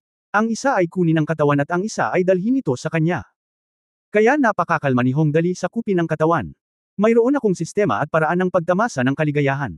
Kung maglakas loob kang lumapit at agawin ang katawan, walang pakialam ang sistema. Kung tungkol sa portable na lolo, mas mabuti yon. Kapag ang isang tao ay may likas na demonyo, hindi na siya tao, ngunit isang transvestite. Nananatili ako dito sa loob ng 10,000 taon. Ang mga mahabang taon na ito ay talagang nakakabagot. Ang mga mata ni Demon Wang ay nagpakita ng nostalgia, at dahil narito ka, kung gayon kailangan kong pag-isipang mabuti kung sakupin ang katawan o maghihintay ng pagkakataong maipanganak muli. Holy shit, kailangan mo pa bang isaalang-alang ito? Pwede bang tumigil ka na sa pagsasalita ng napakaraming kalokohan? Sabi ni Hongdali na galit para sa isang matandang tulad mo na nabuhay ng 10,000 taon, syempre ang tamang paraan ay ang maging lolo ko. Pagsisisihan mong kinuha mo ang buhay ko mula sa akin. Dalhin ang aming bahay. Mayroon pa kaming 100 puntos para sa lahat ng mga katangian. Kung maglakas loob kang agawin ito, mauunawaan mo kung bakit napakapula ng bulaklak. Tiyak na mamamatay ka ng malungkot. Ang malaking alibughang sistema ay nilikha din ng controller ng eroplano. Sa tingin mo, kung gusto mong alisin mo. Ang pagiging isang portable lolo ay ang tamang paraan. Pagdating ng panahon, dadalhin niya tayo para maghanap ng mga kayamanan o kung ano. Haha, gusto mo mang kunin ang katawan o dalhin mo, tingnan mo muna bago magsalita. Tumawa ang hari ng demonyo, at pagkatapos ay naglabas ng 2 itim na sinag ng liwanag mula sa kanyang mga mata, direkta itong pumasok sa katawan ni Hongdali. Nang pumutok ang 2 itim na ilaw na ito, tumigil din ang paglaki ng ulo ng demonyong hari at wala ng pagbabago. Hindi nagtagal, ang boses ng Demon King ay nagmula sa isipan ni Hongdali, ikaw ba talaga ang pinili? Paanong ang iyong katawan ay napakahina? Ito ay imposible, ito ay imposible. Well, iniisip ko rin na imposible.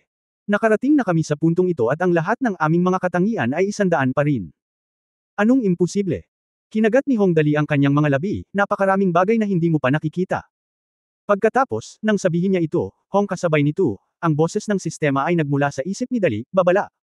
Ang isa pang kaluluwa ng napili ay lilito sa katawan ng host. Ang pag-andar ng proteksyon sa sarili ng system ay isinaaktibo. Ang isa pang kaluluwa ay nakakulong.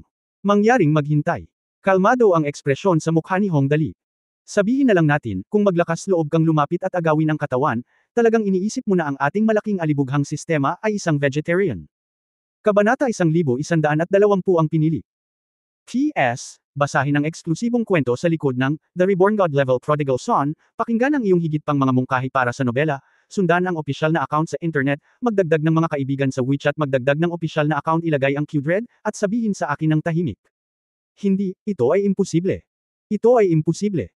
Ang demonyong hari ay halatang natakot at umungal ng malakas, ano sa lupa itong malaking alibughang sistema mo? Paano ka magkukusa na ikulong ako? Imposible ito. Ang kanyang kapangyarihan, paanong ang kanyang kapangyarihan ay napakalakas? Ang boses ng demonyong hari ay paunti-unting lumiit, at unti-unting humihina. Maya-maya, naging halos parang boses ng isang matandang lalaki mga 50 o 60 taong gulang. Anyway, hindi na lang tulad ng dati. Ang ganitong boses ay nakakatakot sa maliliit na puso ng mga tao na tumibok. Sa oras na ito, muling narinig ang boses ng system, ang isa pang kaluluwa ay matagumpay na nakulong. Iniskan ng system ang mga katangian ng isa pang kaluluwa, mangyaring maghintay. Marahan na bamantong hininga si Hongdali, o, kaawa-awang hari ng demonyo, mangyaring italaga ako. Upang hindi tayo makaharap ng labis na panganib, ang sistemang ito ay maaring magbukas ng enjoyment plane. Hindi ba isang trahedya na ikaw, isang pinili lamang mula sa mundo ng demonyo, ay gustong lumaban sa ating malaking sistema ng talunan? Mahirap ba? Hindi nagtagal natapos ang system scan at sinabi niya na kumpleto na ang pagsusuri ng kaluluwa ng napili sa mundo ng demonyo.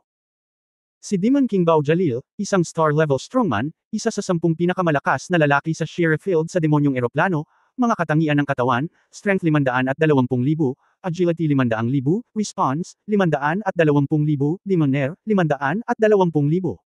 Angkan, at muling pagsilang na marka ng pinili, paglamon ng enerhiya. Oh, napakalakas nitong Demon King na si Bao Jalil. Ngayon ay isinuko na tayo ng sistema at naging portable na lolo. Paano ito posible? Paano magkakaroon ng napakalakas na sistema ang pinili? Si Demon King na si Bao Jalil ay labis na nasaktan. Hindi niya maintindihan kung paano naging napakalakas ng sistema ni Hong Dali. My chosen one, the mark can swallow all void energy. I was supposed to swallow your chosen one, mark, para mas lumakas ako. Pero sa huli, direkta akong nakulong. Well, to be honest, pwede akong maging Demon King. Ang nangungunang powerhouse sa mundo ng demonyo, si Bao Jalil ay talagang napakalakas. Sa orihinal, ayon sa kanyang plano, ang kanyang kaluluwa ay pumasok sa katawan ni Hong Dali at nilamon ang marka ng chosen one ni Hong Dali. Sa oras na iyon, maaari niyang kunin ang katawan ni Hong Dali o makahanap ng pagkakataon na agawin ang katawan ng isa pang mas malakas na pinili. Ngunit hindi niya inaasahan na sa pagpasok niya ay tuluyan na siyang makukulong ng malaking alibughang sistema ni Hong Dali. Paano pa niya ito napaglalaruan? Niloko mo ako, damn human being. Nasaktan at nagalit ang Demon King na si Bao Jalil, hindi ka taka-taka na sigurado ka, hindi ka talaga ang pinili. Ikaw ang pinili. Ang malaking alibughang sistemang ito ay may ganoong kapangyarihan. Ang kakayahan ay posible lamang sa marka ng pinili. Paano naman ang pinili? Hindi kaya ako ang pinili ngunit isang uri ng mas malakas na pinili. Ano naman iyon, kapatid na Demon King, nagtatakang tanong ni Hong Dali, tingnan mo, ngayon, ikaw na ang aking portable lolo, tama. Ano ang susunod na mangyayari? Ikaw ay nakakulong, bakit hindi mo sabihin sa akin ang tungkol sa Diyos na ito? Ano ang nangyayari sa pinili? Kung magkakasundo tayo noon, hahanap ako ng pagkakataon na magmakaawa sa iyo at palayain ka. Ito talaga ang gusto ngayon ng Demon King, kaya nang marinig niya ang mga salita ni Hong Dali, talagang naantig ang kanyang puso. Hindi naman malaking bagay na magbigay pa rin ng ilang impormasyon. Nagbigay ito ng paliwanag kay Hong Dali, ang marka ng pinili ay nilikha ng controller ng eroplano. Ginagamit ito upang mapanatili ang balanse ng eroplanong ito. Ang pinili ay ang pinakamataas na pag-iral at Panginoon ng sansinukob sa malawak na sansinukob na ito. Ang markang nilikha. Ang pinili ay nagbabalanse hindi lamang sa eroplanong ito, kundi sa lahat ng magkatulad na eroplano. Ang bawat henerasyon ng pinili ay magkakaroon ng isang natatanging katangian, ngunit ito ay makikita mo sa akin sa isang natatanging katangian, ngunit ito ay makikita mo sa akin. Ang mga pangunahing sansinukob ay itinuturing na mga relihiyon, kung gayon ang taga-kontrol ng eroplano ay katumbas ng papa ng bawat relihiyon, ang pinili ay katumbas ng banal na sugo sa loob ng relihiyon, at ang Panginoon ng sansinukob ay katumbas ng lahat ng relihiyon ng pinakamakapangyarihang papa sa itaas, ang pinili ay katumbas ng sugo ng Diyos, at responsable para sa balanse sa pagitan ng lahat ng relihiyon.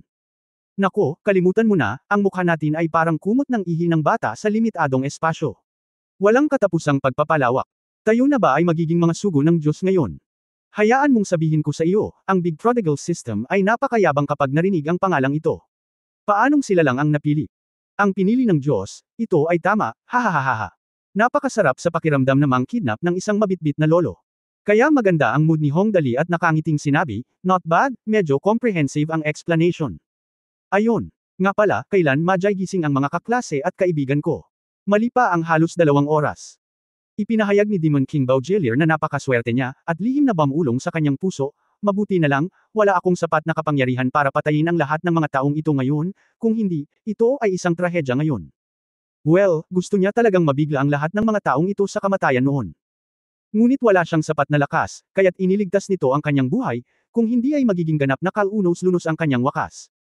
Well, may konsensya ka pa. Inaliw siya ni Hong Dali ng may kasiyahan, gawin mo ito ng mabuti, at kung masisiyahan mo ako, tutulungan kita kapag may pagkakataon ako sa hinaharap. Sa madaling salita, napakabuti para sa Demon King na maging Alapiers. Well, ang nangungunang powerhouse sa eroplano ng demonyo ay ang kanyang alipin. Si Hong Dali lang siguro ang makakagawa nito. Ngayon ang sitwasyon ay mas malakas kaysa sa mga tao. Napaluha ang hari ng demonyo, gusto niyang maging napili mula ngayon. Kailan pa ako inutusan ng ganito ng isang tao, ngunit wala akong magagawa tungkol dito. Mas magaling sila sa akin. Speaking of it, nakakaawa ka talaga. Nakahanap si Hong Dali ng mauupuan at sinabi sa Demon King, okay. Masarap na kontrolin ang hangin at ulan sa sarili kong eroplano, kaya kailangan kong pumunta dito para makahanap ng depresyon. Sa huli, hindi lang ako namatay kasama ang Flame Dragon King Arbosta, Kundi ang kaluluwa ko ay kinidnap ko, bakit kailangan mong pumunta sa aming eroplano para lumaban? Mas mabuti bang maging mapayapa? Ang tanong na ito ay palaging bumabagabag kay Hongdali.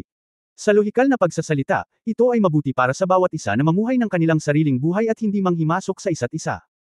Ngunit sa huli, ang ganitong uri ng digmaan sa eroplano ay kailangang mangyari. Bakit sa tingin mo ito ay napakagulo? Plain war, haha, sa tingin mo ba willing kaming sumama? Walang magawa si Demon King Baudelaire at umiling. Dahan-dahan niyang sinabi, sa madaling salita, ang digmaan sa eroplano ay talagang isang pangungusap lamang, ayon sa iyong eroplano. Hayaang lumaban ang mga Diyos at ang mga mortal ay magdurusa. Kapag ang mga Diyos ay lumaban, ang mga mortal ay nagdurusa. Anong nangyayari dito? May ganoon ba? Nanlaki ang mga mata ni Hongdali, kung gayon, sabihin mo sa akin, bakit nagdurusa ang mga mortal kapag nakikipaglaban ang mga Diyos? Sa hindi mabilang na mga eroplano sa universo, ang bawat eroplano ay may isang makapangyarihang tao na tinatawag na controller ng eroplano. Alam mo ito. Ang demonyong hari ay dahan-daang nagsabi, at karamihan sa mga controllers ng eroplano na ito ay karaniwang ginugugol nila ang lahat ng kanilang oras sa pagsasanay. Isipin mo ito, mayroon silang napakahabang-habang buhay at ang kanilang lakas ay halos nasa tuktok nito. Bakit sila nagsasanay ng husto? Ito ay isang magandang tanong. Kapag ang lakas ng isang tao ay umabot na sa rurok ng sansinukob na ito, bakit pa siya nagsasanay ng husto? At direktang ipaubaya sa pinili ang mga sumusunod na usapin. Pagsasanay ng kahalili. Malamang may dahilan. At ang mas mahalagang dahilan. Sigurado na, sa lalong madaling panahon. Ipinaliwanag ng Demon King, ang mga controllers ng eroplano ay nakikipaglaban din sa kanilang sarili.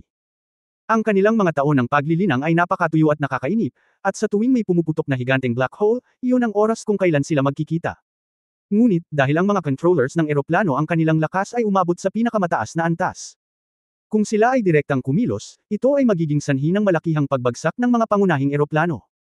Iyon ay isang bagay na maaaring maging sanhi ng ganap na pagkasira ng buong eroplano, kaya hindi nila ito magagawa sa kanilang sarili at maaari lamang itong hawakan ng isa-isa. Sa mga oras na ito, nakakatamad na ang pagkikita lang, kaya ipapalid nila sa mga mapipili sa ibaba ang team para lumaban sa kani-kanilang eroplano, habang sila ang may pananagutan sa panunood ng palabas at pakikipag-ayos sa isa't isa. Haha, alam mo na ang ending. Sa pagkakataong ito ay naunawaan na ni Hongdali. Ito ay talagang isang kaso ng pakikipaglaban ng mga Diyos at pagdurusa ng mga mortal. Nababagot ang Plane Master. Simulan ang pakikipaglaban at pagtaya sa sandaling magkita sila, at pagkatapos ay panuurin ang mga taong nasa ibaba na lumalaban. Pagkatapos nito, kung sino ang manalo ay makakakuha ng maraming benepisyo, at ang matatalo ay pipirma ng iba't ibang mga kasunduan at iba pa. Katulad na lang ng relasyon ng dalawang bansa. Ito ay halos kapareho ng digmaan sa Japan. Ang pinuno ay may pananagutan sa pagbibigay ng mga utos, at pagkatapos ay ang mga sundalo sa ibaba ay ang mga namamatay. Ang matagumpay na bansa ay tatanggap ng malaking benepisyo, habang ang taunang bansa ay kailangang pumirma ng serye ng hindi pantay na kasunduan. Kung gayon ikaw ay napakamalas. Tanong ni Hongdali. Ngunit ano ang maaari kong gawin upang makapunta? Ang Demon King ay nagsabi na ang bagay na ito ay talagang lubhang nakapanlulumo, ikaw ang pinili, kaya dapat mong malaman na ang marka ay pipilitin kang lumapit. Kung hindi ka maglakas loob na lumapit, ikaw ay mamamatay ka agad. Lumapit ka at maging walang awa kung susubukan mo, maaari ka pa ring magkaroon ng pag-asa na mabuhay. Paano mo pipiliin? Kaya ayon. Well, mukhang malakas pa rin ang ating big loser system. Upang maiwasang mangyari ang ganoong bagay, direkta kaming gagawa ng isang enjoyment plane para sa amin. Nangangahulugan iyon na ang mga napiling ito ay maaaring lumaban kahit anong gusto nila. Wala akong pakialam sa mga gustong pumunta sa Earth ng diretsyo. Maging masaya ka hanggat gusto mo. Nako, ikaw, ang pinili, ay hinding-hindi malalaman ang paghihirap ng hinirang. Puno ng inggit ang tono ng Demon King, ang pinili ay lilito kada 100,000 taon. Kapag lumitaw ang pinili, magkakaroon sila ng malakas na swerte, at makakatanggap sila ng iba't ibang proteksyon mula sa marka ng pinili. Iba ito para sa atin na mga pinili. May aura tayo ng panlilibak ng grupo, at lalaban tayo saan man tayo pumunta, buhay man tayo o patay. Hi, paano niya nasabi, parang ang Chosen One ang bida, at ang Chosen One ang GM. Napakalapit ng property na ito, tama ba? Isipin mo, halos palaging kinukutsa siya ng mga bida sa mga nobelang iyon saan man siya magpunta, mula sa matataas at makapangyarihang nangungunang eksperto hanggang sa mga gangster at maging sa isang grocery store sa kalye na ayaw sa kanya. Ngunit tayo, ang pinili, ay iba. Para kaming mga Big Brother level figure kahit saan kami magpunta. Tuwang-tuwa si Hongdali sa pagkakataong ito. Ang sabihin na ang taong ito ay hindi makadarama ng kaligayahan ay hindi isang paghahambing, ngunit ang paghahambing na ito ay magbibigay sa kanya ng isang napakalaking pakiramdam ng higit na kahusayan. Not to mention anything else, itong Demon King, kahit na siya ang pinakamataas na master sa Demon World, ay tila may walang katapusang kaluwalhatian, ngunit siya ay dumaan sa hindi mabilang na ups and downs sa daan. Sa simula, maaari akong magpaalam pagkatapos maging Demon King. Huwag mag-alala, paparating na ang digmaan sa eroplano, at kailangan kong magtrabaho ng husto. Sa huli, namatay ako kasama si Arbusta, ang Flame Dragon King, at napigilan ako dito sa loob ng 10,000 taon. O ito ba ang ating malaking talunan? Ang sistema ay mahusay. End of this chapter.